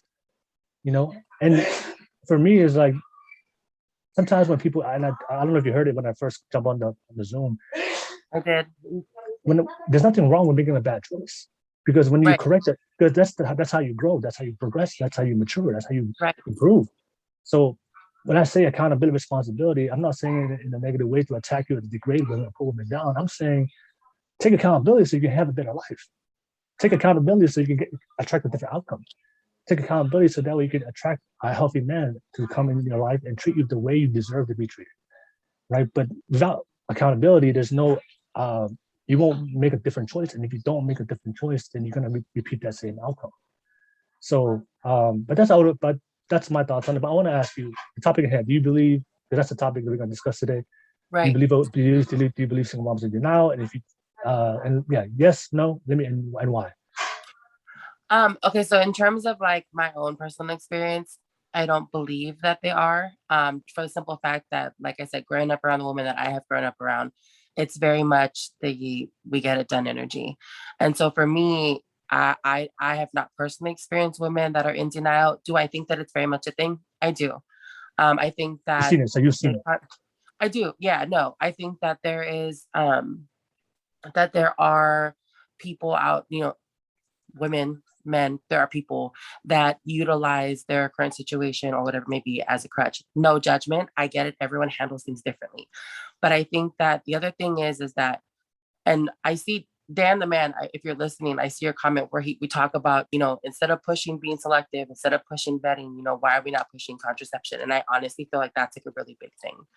I think that because at the end of the day, it's inevitable to, like, you can sit here and tell them all day to your blue in the face. Like, you need to be more selective. You need to make sure that you're doing this. I push the same narrative, like with my siblings, with my girl cousins, like the courting stage, being friends. Because like I've said before, if you can't be friends, you have no business dating them. Mhm. And really going through that process. But the reality of it is, in our society, because sex is not something that's valued anymore, it's like important to normalize or revisit or reset the expectation that having protected sex and using the proper contraception is there. So when we talk about, baby mamas or women, vetting their men, okay, cool. If you're going to pick a man and you think that he's great and he's A through Z, but then he tells you that he wants to have unprotected sex, at that point, like, you need to make the decision as the woman, as the gatekeeper, to make sure that you're covering your own bases and you're doing your due diligence. Because if you are a aspiring nurse that is a second year and you have a job and you have all these different things you want to, all these goals you want to reach in life, you're not going to reach them if you're not making that conscious, responsible decision for yourself to ensure that you're on birth control or that he's using protection or that you have it. And so I think that, you know, that is what really needs to be reset. I also just feel like, in terms of baby mamas being in denial, and I don't, obviously assuming the two girls prior to me were also of Polynesian descent, for me, I just feel like, our culture is, we're so different in that regard, right? Where, like, for me, for example, when you talk about a single mom, and I was having this conversation with my mom earlier, because I've been researching stuff, right? Like the statistics and stuff I've looked up. For me, it gives me a complex. And Dan the man, I seen you reference this too, how a lot of the statistics are based on African Americans, Caucasians. Like, there's no real statistics, and I Googled it, specifically pertaining to our Polynesian people, right? Yeah. And so for me, I feel like, also, in addition to the fact of like lacking statistics, I base my experiences and how I feel and my opinions on like what I find with my mom and like whatever. But it's like, when I was featured on your telenovela, like, we talked about how I'm very much a woman of, like, I'm alpha energy 100%. But I know that in my relationship, when it's time for me to take that hat off and be submissive, and like how homegirl before me said, ensuring that the man is always the head of the household. Ladies, being the neck is the best part, because you control the direction the head moves. Let's get it. I like that. I like that. No, Yeah, I like So, that. I like that. just so no one gets mad at her, and so everyone understands why I agree. The net controls the direction. We keep the tempo, and that's how it should be. And that's why I'm such a big advocate on a And it supports the neck supports the head. Hello. Exactly. Hello. Exactly. Yep. Well, and then that's the other thing too, that it's like, even within like a Polynesian household, for example, my mom, even in having my dad, still kind of functions as a single mother in the sense that he goes and he works 4 a.m. in the morning, doesn't come home till 6 at night. So she deals with the raising the children, right? But there's, and so for her, my mom, she's had to take everything that she's acquired from a day in the life of being a mom and relating it to my dad so that as parents, they're on the same page. But I feel like in our culture, it's normalized. And that is why we don't really have the issues of like single moms having issues. Because I think that's why for me, it's like my grandma was the same way, but my grandma was very much a get her done woman because at the end of the day, her kids were her priority. And yeah, that's how that works. But anyways, short answer, do I believe that there are women in denial? Yes, I do. And for those women that are in denial, be real about your situation and be accountable to your behaviors and get over it. Because in the long run, you're being in denial and you're sulking, it impacts your kids. You know what I'm saying? So it's like one of those things where we have to remember that as parents and even as an auntie mom, they watch our behavior. They watch what we do. They watch what we say, you know, and they will emulate that behavior and emulate that same energy if we're not keeping it together. So whether it is women raising men or men raising men or women raising women or men raising women, it's important for us across the board to remember that we're all doing our part to ensure that we're securing them and making sure that they're vetting and making sure that they're courting, and not even just in relationships, but like friendships, right? Yeah. Because we want to make sure that our kids are set up with the right people. Stella, I see you. You're welcome. Anyways, yeah, I just wanted to come on and share a little bit because I feel like you've received a lot of fire. And Oh yeah. and to some degree, I get it. But at the same time, like the other women prior to me had said, you know, having the proper conversation and really breaking things down, because at the end of the day, it's easy to misconstrue things, especially when like feelings are involved and something as emotionally weighted as single moms, you know, and as raising kids, period. And in our culture, it's always, and that's the thing too, like I feel like we don't really have, I mean, we have single moms in our culture, but then it's not really because we all raise kids. It's like in a village, you know what I'm saying? But yeah, we all live with our aunties and moms and grandmas. What? Right. I have 3 moms in my life, you know what I'm saying? And I'm thankful. But Yeah. you know, yeah, I thank you for the time and thank you for everyone that's been listening to my ramble. And yeah, that's it. That's my input. No, I really appreciate what you said. And no, and the one thing I would take away from your conversation, I would say, is having this discussion, right? Talking about it, and I think that's something that, you know, and honestly, that's why I started this the live show, because I remember when things went viral, there was a lot of, you know, everybody saw the backlash, and it got hot for me. It got hot. Man, you were in the man. I tell you what. I remember one guy sent me a DM. It was like, "How did you get every Polynesian in America hate you, hate you or something?" At least some guy sent me that DM. It was funny. No, but you know, I think it's important to have these conversations. But the one thing I would say, and this is just my perspective, I believe that the conversation that me and you are having, right? I believe a lot of women are having these conversations either with their friends, with their mom, with their dad, whoever that's important in their circle. I think there are times it's something it's called tough love. We don't, you know, there are times for that conversation, but there's also times just to keep it 100 with people. Like, yo, yeah, it's on you. Get your shit together, figure it out, and make it have a different life. And because, you know, I've seen those conversations like this, like that we're doing right now, and I've known sometimes people just need to be direct and be honest. And I know that that's how I was raised, and that's when we have these type of topics. I just tell it how it is, and I believe that for some people they need that, because sometimes when you just keep having conversations, sometimes we cuddle people too much, especially when it comes to our close family members. But sometimes we just need that outside perspective, like, hey man, like, it's not working, your life is falling apart, it's on you. Don't look anywhere else. Look with yourself, take accountability, and move on with your life. So I believe that that's what my content is doing. But Can I improve on it and be more in touch with my feelings? Maybe, I guess, per se, and have these type of conversations. Yes, and that's why that's why I'm very grateful for you to come on, because like when it comes to these type of conversations, I may not be the best at it, so that's why I'd rather have you speak on it. Right.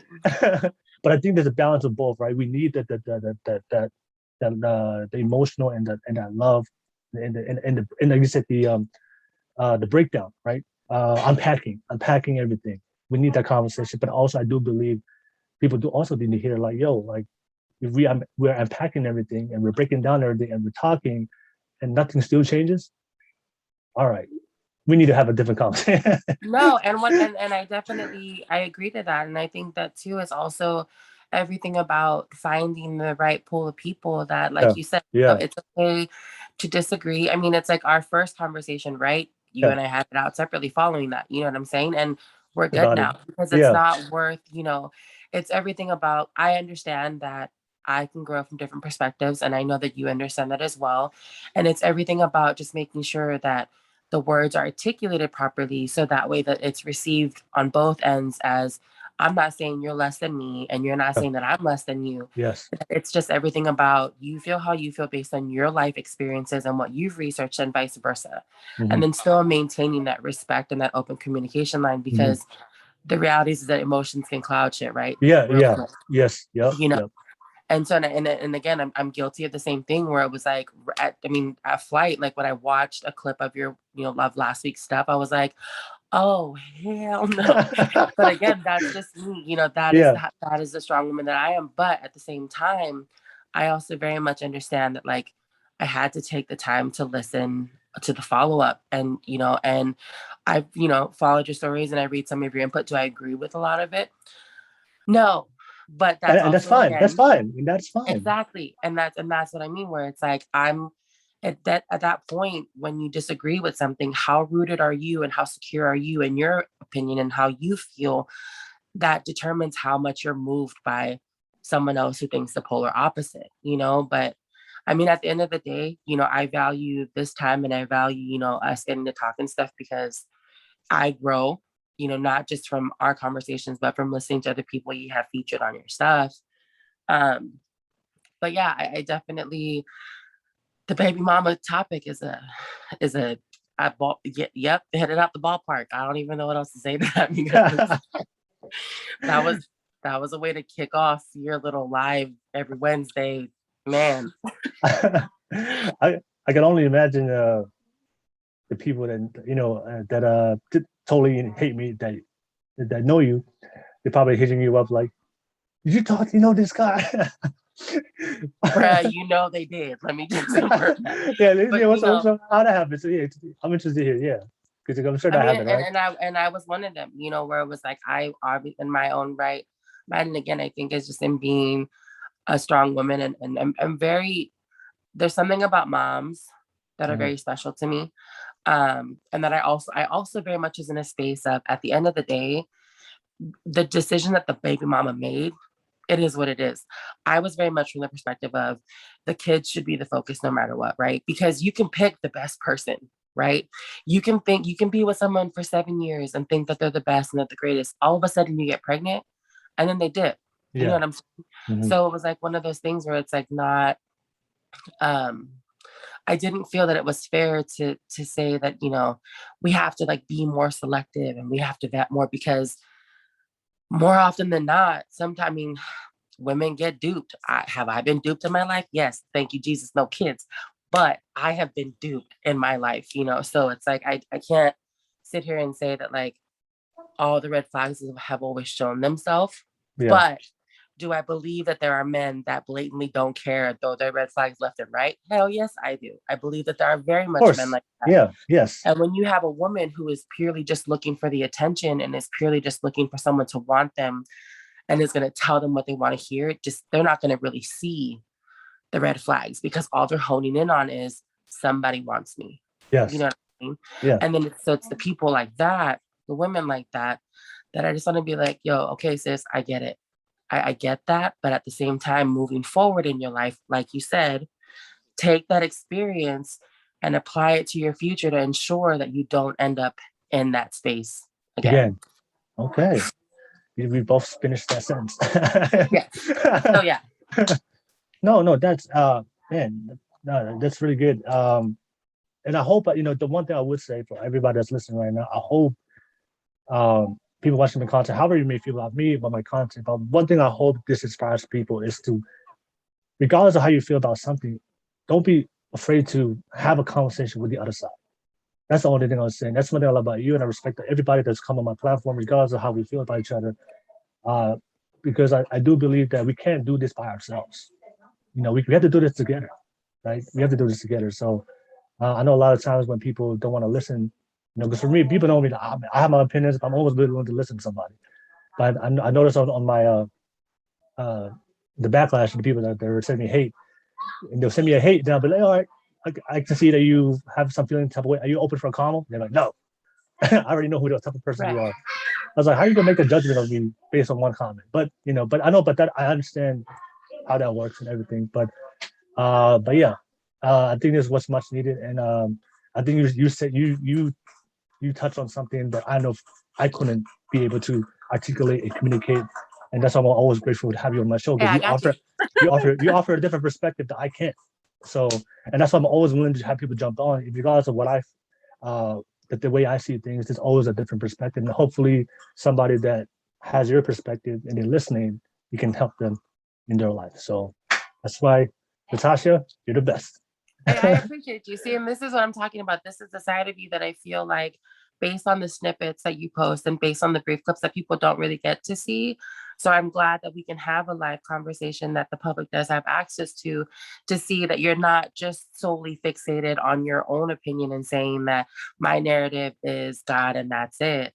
But it's very much, you're actually pretty susceptible when approached with the right energy to hear what people have to say. So I mean, the one thing I would say is, like, if you're watching this right now, always understand that those snippets, that's just a 1 minute conversation. That's not the full context of the whole conversation on the podcast. So that's something I do realize. A lot of the hate was just I received a lot of hate from people, but then they told me later on when I watched the full video, then they got to understand. Oh, now I knew where you're coming from.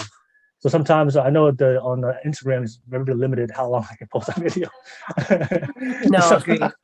So sometimes people just get like the clips, and then but that's why I started doing the live, because the live, it gives me time, right, to take the feedback, reflect on it, and then respond back to it. So yeah, Natasha, thank you so much for joining. I really appreciate you. And have a good night. you're always welcome to jump on anytime. You already know, I got you. All right. Have a blessed day. Bye. Okay, thank you. All righty. All right, and we got one more guest. Last but not least, Irene's iPhone. Irene, about to add you right now. I see you on here on my guest list. I'm about to add you right now. Okay, Irene's iPhone.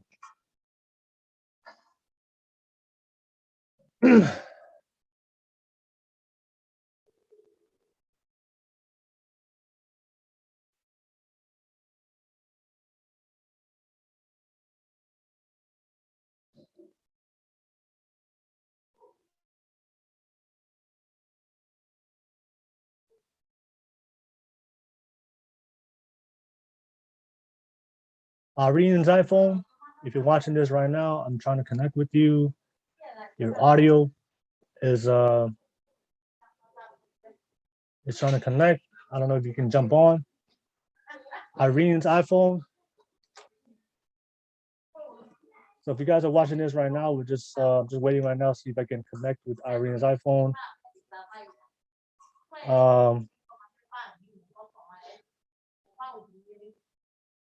Irene.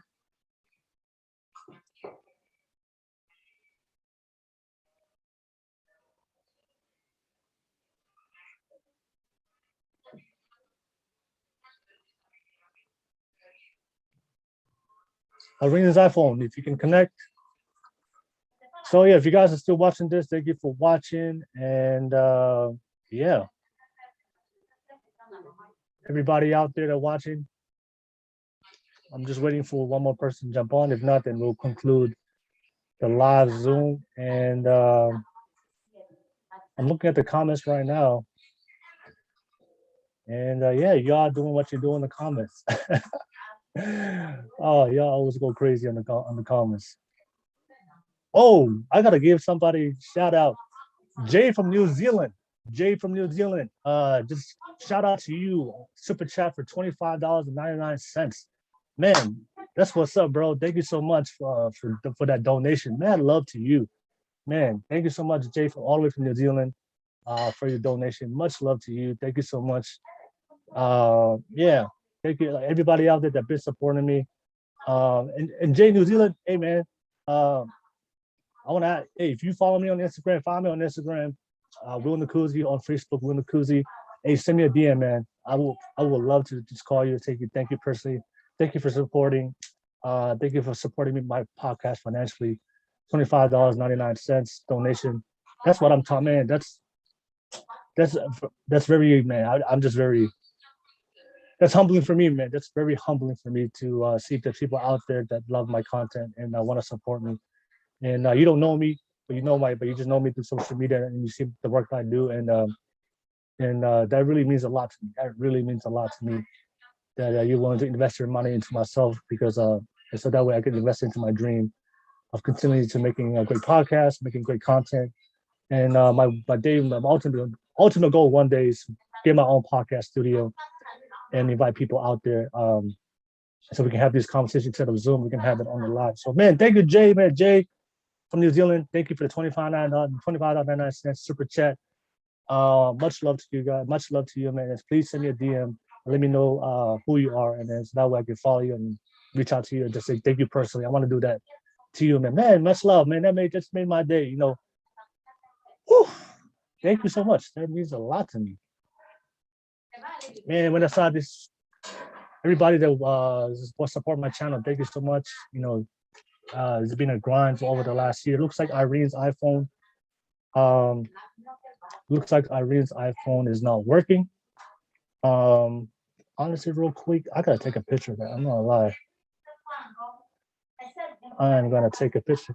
For all the haters, hella mad. I see the haters in chat. They're hella mad that Jay donated to me. Hey man, stop the hate, bro. Stop the hate. At the end of the day, I'm getting paid for what I do in my dream. And much love to you, Jay. All that, there's that saying about Conor McGregor. You can hate me, you can love me. At the end of the day, I get paid both days. So yeah, a lot of you guys just hating for free. But at the end of the day, I'm gonna have to take a picture of this, because that's very important. Like, I will remember this moment. I'm gonna take the picture right now. Give me 1 second. Cannot believe it. Thank you, Jay. Man, everybody out there's a content creator that wants to create, has a dream out there. I always tell people anything is possible, man. Anything is possible. And honestly, today was it's not as the traffic isn't as big as last week, but at the end of the day, like I said, I'm gonna keep doing me, keep working on my podcast, and do what I do. And regardless of how people feel about me, regardless of all the haters on my live chat, you're not gonna stop me. You guys know you guys have no idea who I am. You guys don't know what I've gone through, and you guys don't know the confidence I have within myself and the type of life that I'm working towards. So nothing's gonna stop me from manifesting my dreams. So, all those that support me, thank you so much for supporting me. Those that hate me, hey, keep hating. I'm gonna keep doing what I'm doing, but nothing's gonna stop the grind. So looks like Irene is not gonna stop. Oh, there we go.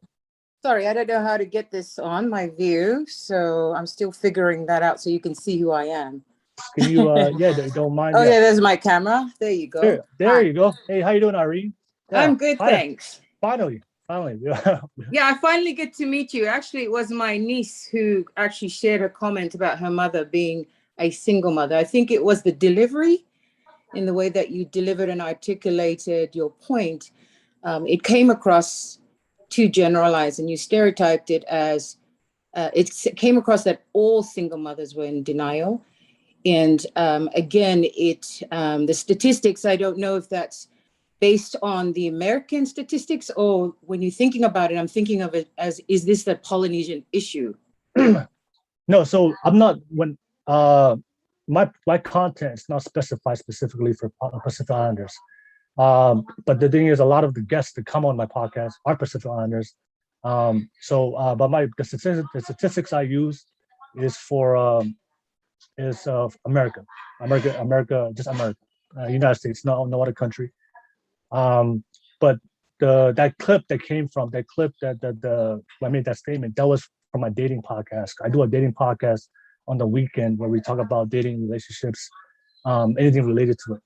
And that was the question that was brought up, and that was my response to that question. So it wasn't specifically aimed at the Pacific Islander community. I was talking about single moms in general in America. Yeah, and I think when you say in denial, you think about it in American statistics, yes. But as far as in when I think of Polynesian culture, it's is it really an issue? You know, because I think you attract a lot of the Polynesian viewers on your page, and I think we assume that you're addressing Polynesian issues. But it's more of, I mean, when I think of it, you do address some Polynesian issues, but then you do address a lot of the westernized Polynesian issues, and then the American, Caucasian issues. So like there is, and when you presented that, when you provided your perspective, it did rub a lot of people, because I've been a single mom. Okay. I've been a widowed mom. I've been a divorced mom. And, you know, raised as a Polynesian with certain values. I look back now, yes, I should have listened to my ancestors. I should have kept those pillars and morals, and it still matters today. And having a contraception doesn't give us an excuse that it's okay to have sex freely, because at the same time, it also comes with the consequences. Because I know Devan said, oh, we should, I see that is a protective measure, but I see the value of those cultural teachings that most of us have passed on from my ancestor now to us, this generation. I'm a 50-year-old woman. I have raised my children successfully, and I have no problem. Like if there is an opportunity for us to find a person that shares the same values or you know, an interest, and that's fine. But when a lot of the women that you have here were young mothers, right? So their perspective is very different from some of us who are much older women. We've just learned to hustle. We've had the support of our parents and our brothers behind us to help us get through. You know, we had them as our mentors for our children also. So it's not like our children were solely raised by just us women, but we also had the whole village, as you know, as we would say, that were there to support us as single women. Okay. You know, yeah. So that's kind of how I thought your podcast, your message came across with that. I think if you gave a bit more clarity, I think we would have accepted that in a way. Yeah. You know, we'd be open to have a discussion without hating. There shouldn't be a place for hate. It should be open to really address those issues so that we can come up with solutions to, you know, whether it's the Western society or whether it's Polynesian community, you know, it should be a talking points, conversations that we shouldn't avoid, that we should have. Yeah, and that's why I that's why I like to invite guests, because you guys can give a perspective that I may not have seen or seen myself. Because on my podcast, I always say, like, I just talk about reality, what's going on in the real world. For me, it's just very, very practical. This is what's going on in the real world. If you make these type of choices, this is the outcome. If you make different choices, this is a different outcome. That's my perspective of how I see things, and that's how I run my podcast. Like, I don't like to talk about, what if this happened, or, you should expect this to happen. Like, we can't talk about it, but that's not what's happening right now. And I think that's where a lot of the confusion comes along, right? Because people, I do see a necessary place to talk about having these conversations I'm having with you and all the other guests who want to bring their viewpoints, talk about, like, the unpacking, right? Unpacking, like, why is a single mom a single mom? What happened to her situation? What made her to lead to make the choices, right? Because there's always things that we go through that kind of, let us make certain choices in life. But at the end of the day, for me, it's like, once you make a choice, it's a choice. So correct. But correct. Yeah. Did you want to elaborate on that? Or No, add no, on to it? you're right. Once we made the choice, you know, we know we're accountable. As for women, you know, it's our innate nature to be nurturers. So we just don't just, you know, it's not so easy to just give up, but we are accountable. We still take on the role of taking care of the children because of the choices we have. We have no other choice, right? Yeah. Maybe in America you have those choices, and other countries in the modern society, yes. But we have no choice. So a lot of us have taken accountability and have become responsible. When you say denial, I'm thinking, what is your definition of denial? Are they denying the fact that they made a mistake, or Yes, they're that's what not I'm saying. being accountable? Are they not being accountable for the choices they make? Yeah, when I say the single moms are in denial, what I am saying is they're denying any kind of responsibility that they made a bad choice. You know, Correct. so and that's why I always tell people. I know a lot of the backlash I got because whenever people talk about responsibility, accountability, it's a bad thing. But for me, taking responsibility, accountability is a good thing because that's how we learn, that's how we grow, that's how we mature. Because we can only learn from our successes. Like failure is part of success, right? You can't. The only way we Correct. can grow is learning from our mistakes. And it was just I was just kind of dumbfounded when I know I received a lot of backlash, but nobody talked about accountability. Nobody talked about, hey, uh, maybe there was a mistake. Nobody ever brought that up. It was never, the blame was always to the other side. No one, there was nobody besides the people that were on my DM that sent me private messages, but publicly, nobody was putting any kind of blame or took a step back to kind of self-reflect. You know, maybe I made a mistake. And for me, I think that's very dangerous to put this narrative out there that a single mom can never make a bad mistake. It's never on her. It's always on the man, the situation, the world, life, whatever you might call it. But when you break it down to the women that just jumped on the podcast before me, before you, right? They all said that they all came from different experiences, but they all came to the same conclusion. Like at the end of the day, I didn't make the best choice for my life, and this is the outcome. And they took accountability for it, and they moved on with their life. The single moms I've seen that I see a lot of single moms that are in denial. They haven't learned from their choices. They haven't accepted the responsibility or accountability for their choices, and they keep attracting the same outcomes, not only from men, but also relationships. And the women that I do see that improve and progress in their life, they're able to attract a good man or maybe attract a marriage, is they finally took responsibility. You know what? I messed up. And then you know what? I messed up. I'm gonna learn from it. I'm gonna go through my self process of healing and growth, and then they moved on with their life. But with the women that I see that are in denial, they're just always in the same boat, same situation, but they don't never. But to them, they don't think they made a mistake. It's not their fault. But what do you think? What do you think? What do you think? So the question is that, you know, you need to ask those questions like, what are the patterns in these behaviors, right? A lot of the times us women grew up knowing, okay, this fairy tale, which I call is this fairy tale that you'll have the happy ever after Prince Charming. That's a load of bull. Yes, say that one more time. You know what I'm saying? We have grown up being brainwashed to believe the fairy tale ending and the fairy tale marriage and, you know, all the things you see in the kids' books of Cinderella and Snow White. That's a lot of bull. I would add to that before you continue on. That's possible if you put in the work. You know, it's possible if you put in the work. That's correct. But a the lot problem of is the time they're not putting that. Yeah, right. No one's carry that putting perception. The work. Yeah, we do carry that perception that everything is going to be hunky dory, but it's not. Yeah. You know, I believe, like, I think one of the comments said that all women are in denial. Not all. We just, it's part of the growing process.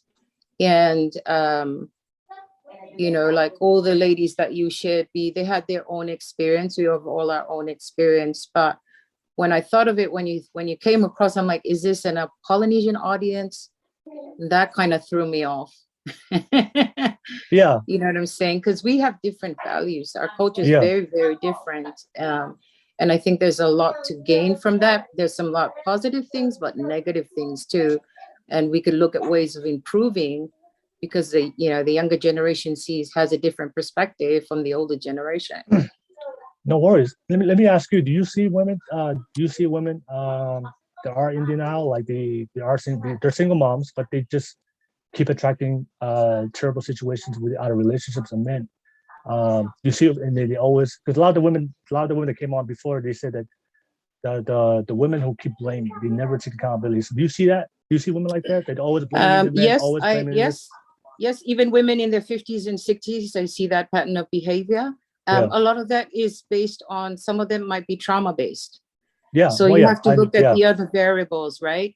There's other things, issues from their childhood that have carried over, that they were not able to address. And so they've continued this pattern of behavior and tend to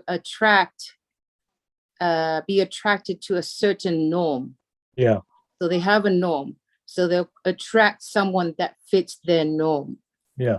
And so sometimes finding a good guy is really hard because the good guy is not their norm. Yeah. Does that make sense? When you're used to a certain type of love, that's the only type, even if it's toxic, that's the love you're That's accustomed to correct. and you're attracted That's to. correct. So a lot of the times for girls, you know, I was really lucky. I had very good role model as a father. I had uncles, you know, cousins. They were great role models. You know, everybody has issues, but I had great role models. But my greatest role model was to see a father, my own biological father, set the standard of what love is. And showed, you know, what I needed to look for in a companion. And I failed to see that as a woman. And then it's not till later then I realized that's what the quality is. But at the same time, the danger is that we tend to measure the men based on the standard that we have, you know, of our fathers. Do you mind me asking, why did you fail in seeing your father tried to teach you, but then you failed? Like, why? I think I was looking, you know, young again, young, naive. Yeah. You know, I had this ideal person, and you know, I think I was measuring it to have that standard, but you know, it didn't quite meet the standard. But that was a choice, and it's okay, and I'm okay with it because I became stronger and wiser, and I learned so much and gained so much understanding about myself. Yes. Rather than to put the blame on the other person, because I learned about myself first, because I had to be accountable to myself first. Yes. Yeah. And I have parents who were like brothers, who's like, well, you did this, well, you know, and it's okay because they were keeping me in check. And I'm so glad to hear that from me, not only from me, but also from single mom, because I do believe a lot of single moms need to hear that you need to hear that you need to take accountability for yourself. And I believe a lot of them only surround themselves with people that have the same, you know, they're all toxic. They're all in toxic mindset. Correct. So then you could, that's ahead. right. You attract people who would validate your choices, instead of seeking other people who would basically rub you the wrong way, would, you know, say things in intent to, because they want to help you, but sometimes accepting that is the hard part, accepting that truth that someone genuinely wants to help you.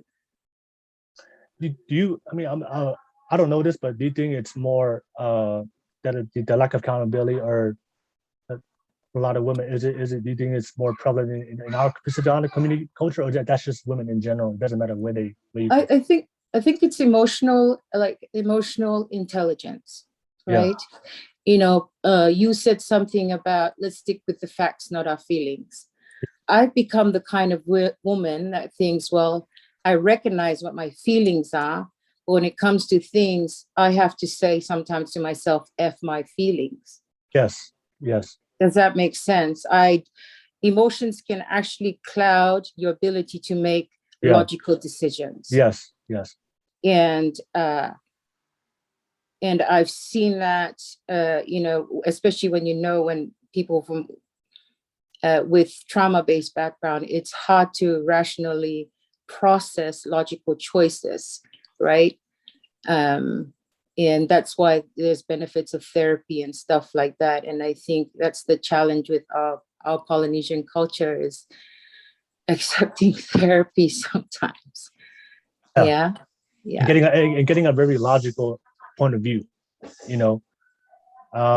No, you said it absolutely best, because you know, when I listen to single moms that come on here and they talk about it, what happened, I realized a lot of the choices in men were purely emotional. You know, That's when I talk about vetting, because vetting is a very I want you to be very logical and very objective of who you choose and mate. Because if you select your partner purely on emotion, then you will overlook a lot of the toxic traits and red flags that if you were objective, you've noticed it. But because you're so emotional about it, in love, young, you have that fairy. You said the fairy tale, the fairy tale. You get that the fairy tale. So you're purely selecting a partner based on emotion, and when I talk to these women, when we dug deeper, all the red flags were there.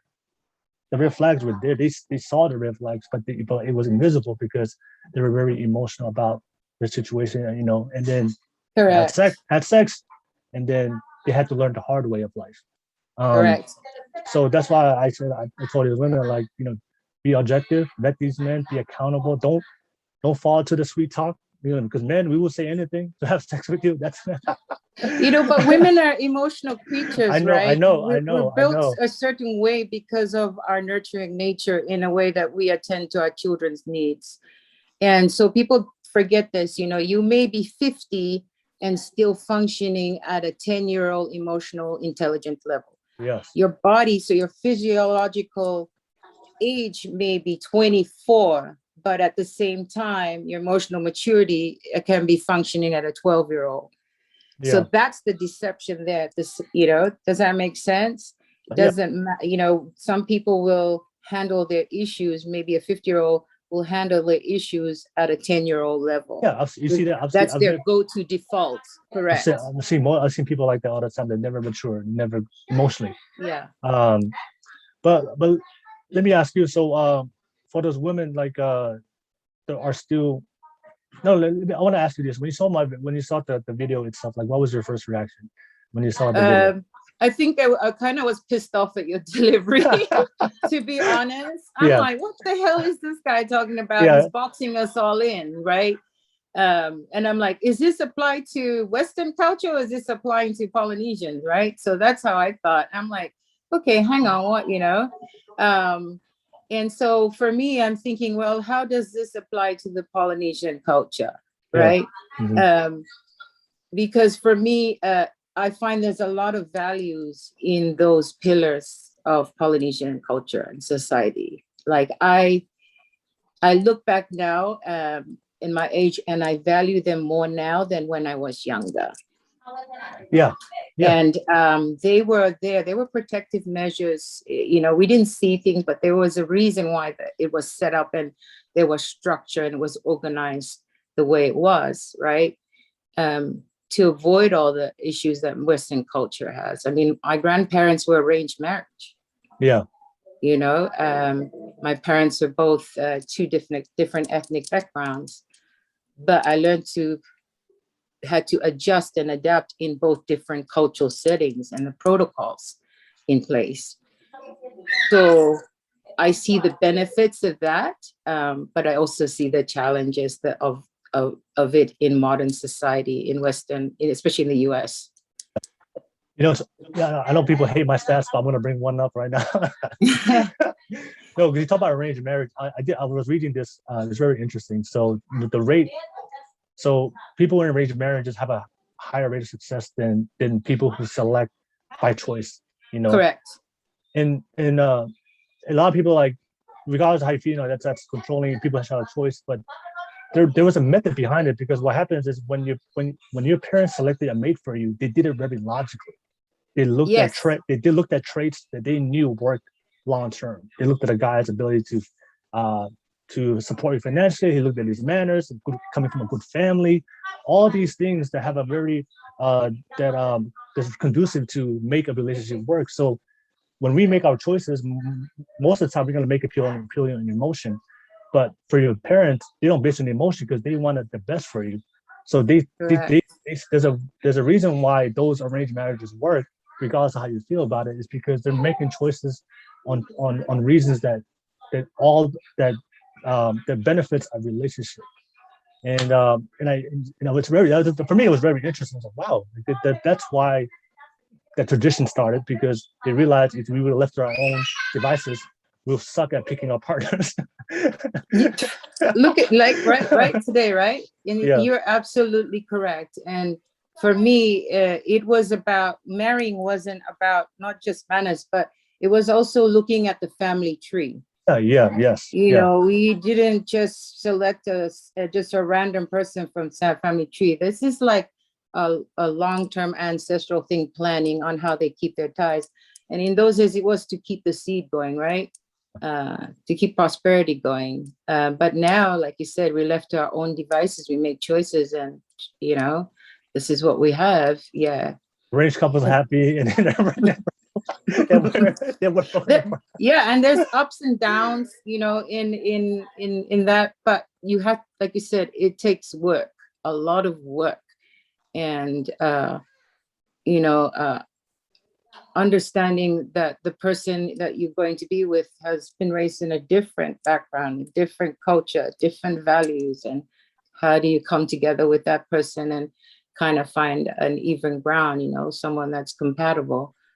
And I think it was safer. That's why they had their arranged marriage. Plus, like they knew that, like, you know, an 18-year-old kid doesn't know what a marriage is. They don't know what they're doing when it comes to selecting a mate. You know, so that's why parents did it, because they knew they've been in a relationship, they know what works. For me, I was very interested just to read that whole article and research of why arranged marriages work compared to today's age where we make our own choices. But statistically, it's not as the divorce rate is higher with us when we make our own choices. It's funny, sometimes I see on social media people be posting like, I wish I was just in an arranged marriage. Well, you know, India has the highest statistics for arranged marriage, and they were very successful in their arranged marriage, you know. But, you know, I think in Polynesian culture, a lot of those arranged marriages were strategically done. Yeah. So for all those women out there that, like, I'm interested, what's the solution there? So if we have a problem of single motherhood in our community, and I'm very interested to hear your standpoint with it. What's the solution? Because for me, like I said, I just speak on reality. That's my podcast, my content. But that's why I always like to be my guests, because you guys offer a different perspective and offer my my audience a different a different view, a different perspective. That's why I always love people to jump on. So since there is a problem with single motherhood in our Pacific Islander community, I want to ask you, like, what's the solution, and what do we do? I think learning to love themselves and what really is love, you know, being accountable, being self-aware is the hardest part, because sometimes you don't want to address those parts of yourself that can be painful. And being in a Polynesian home, it's really hard to communicate that with your family. I'm not sure if you're raised in a home where it's hard to have a dialogue when it comes to things such as divorce, abuse, incest, and everything. That's really hard to address. I didn't even know that word existed. Incest? No. I'm talking about dialogue. Sorry, yes, to have those conversations. And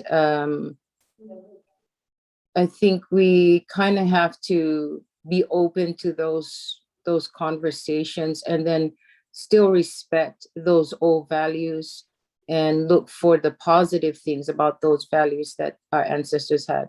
I value that now more than ever, in this country right now, in the US, because a lot of those things, such as respect, is gone, right? And I think that is an important thing. And a lot of, if you look now, and a lot of behavioral health companies like the one that I work for, they're teaching some of these basic skills.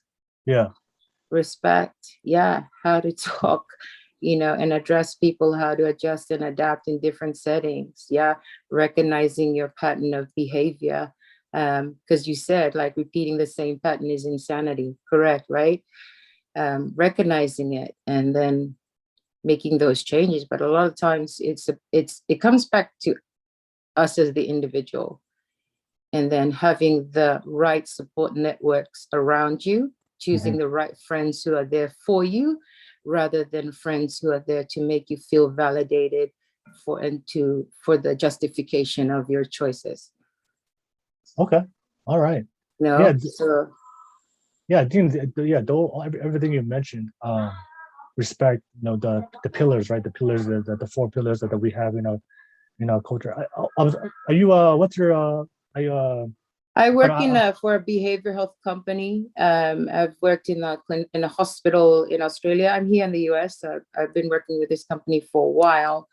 It's trauma based, but a lot of the soft skills or things that they're addressing in therapy are the same things that they also try and address in the community.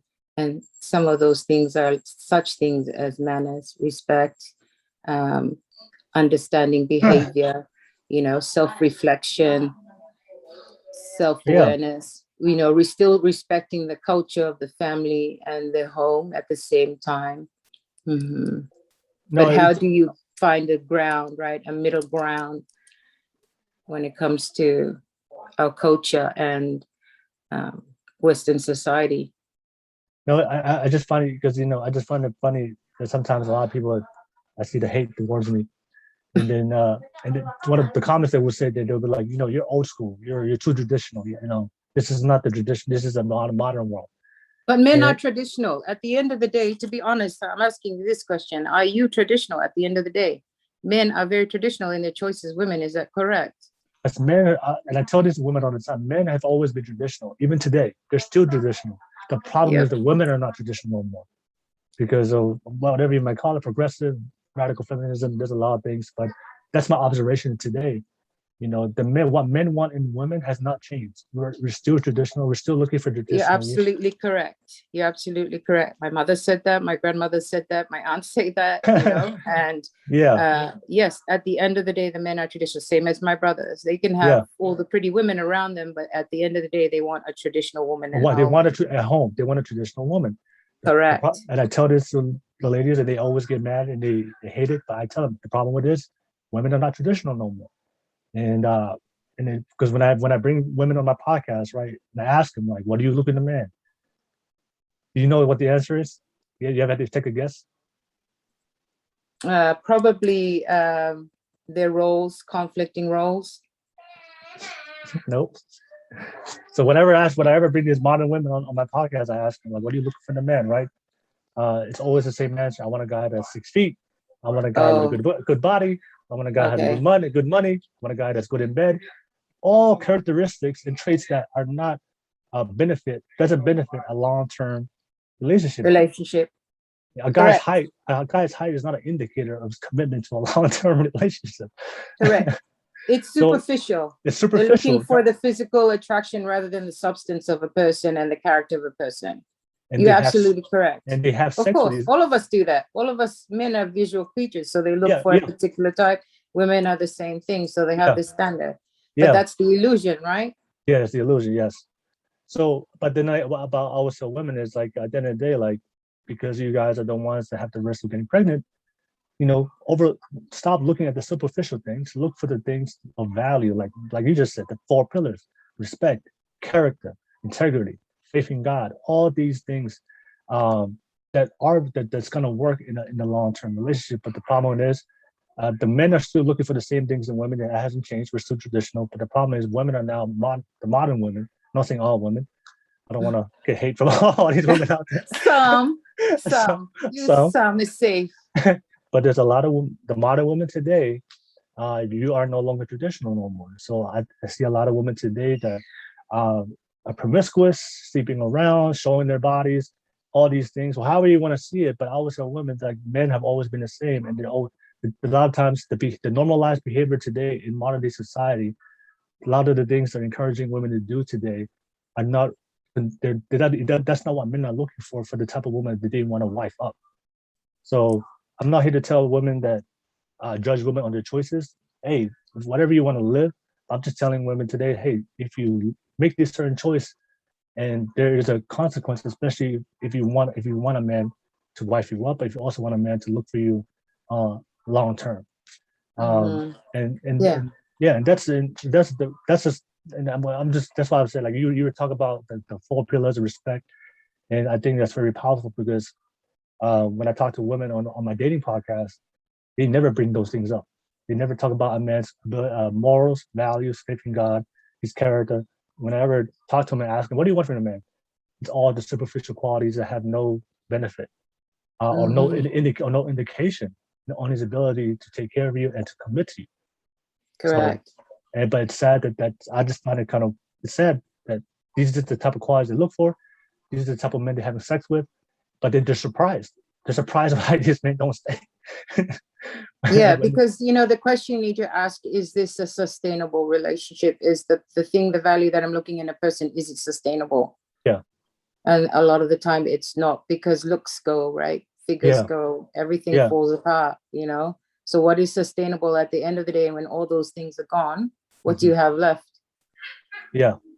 So, and I just say that it is, how can you expect a traditional man if you're not a traditional woman? That's, for me, that logic doesn't make sense to me, because when I talk to women, most of they want a traditional man, but they're not willing to be traditional women, to be that the type of, to be like a wife. But so and I think that's the ahead. challenge too. You have a lot of women, single women like myself, who had to be the mother and had to be the father at some point, right? Yeah. And so also it's kind of like the juggle in a woman's mind, that's being, say, being the nurturer. We start to think like men, where you have to, the feelings are out the door.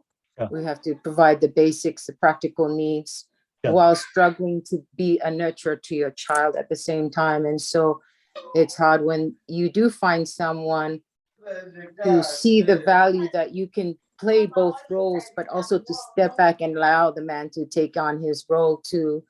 Does that make sense? When they do get into a relationship, I think that's one of the challenges, to let the man take his place in his role. We are equal, but biologically we're differently made. Physiologically we're made differently, but we have different responsibilities because of that, because our physiological makeup is very different. I have noticed a lot of single moms, because, like you said, because you take on both roles,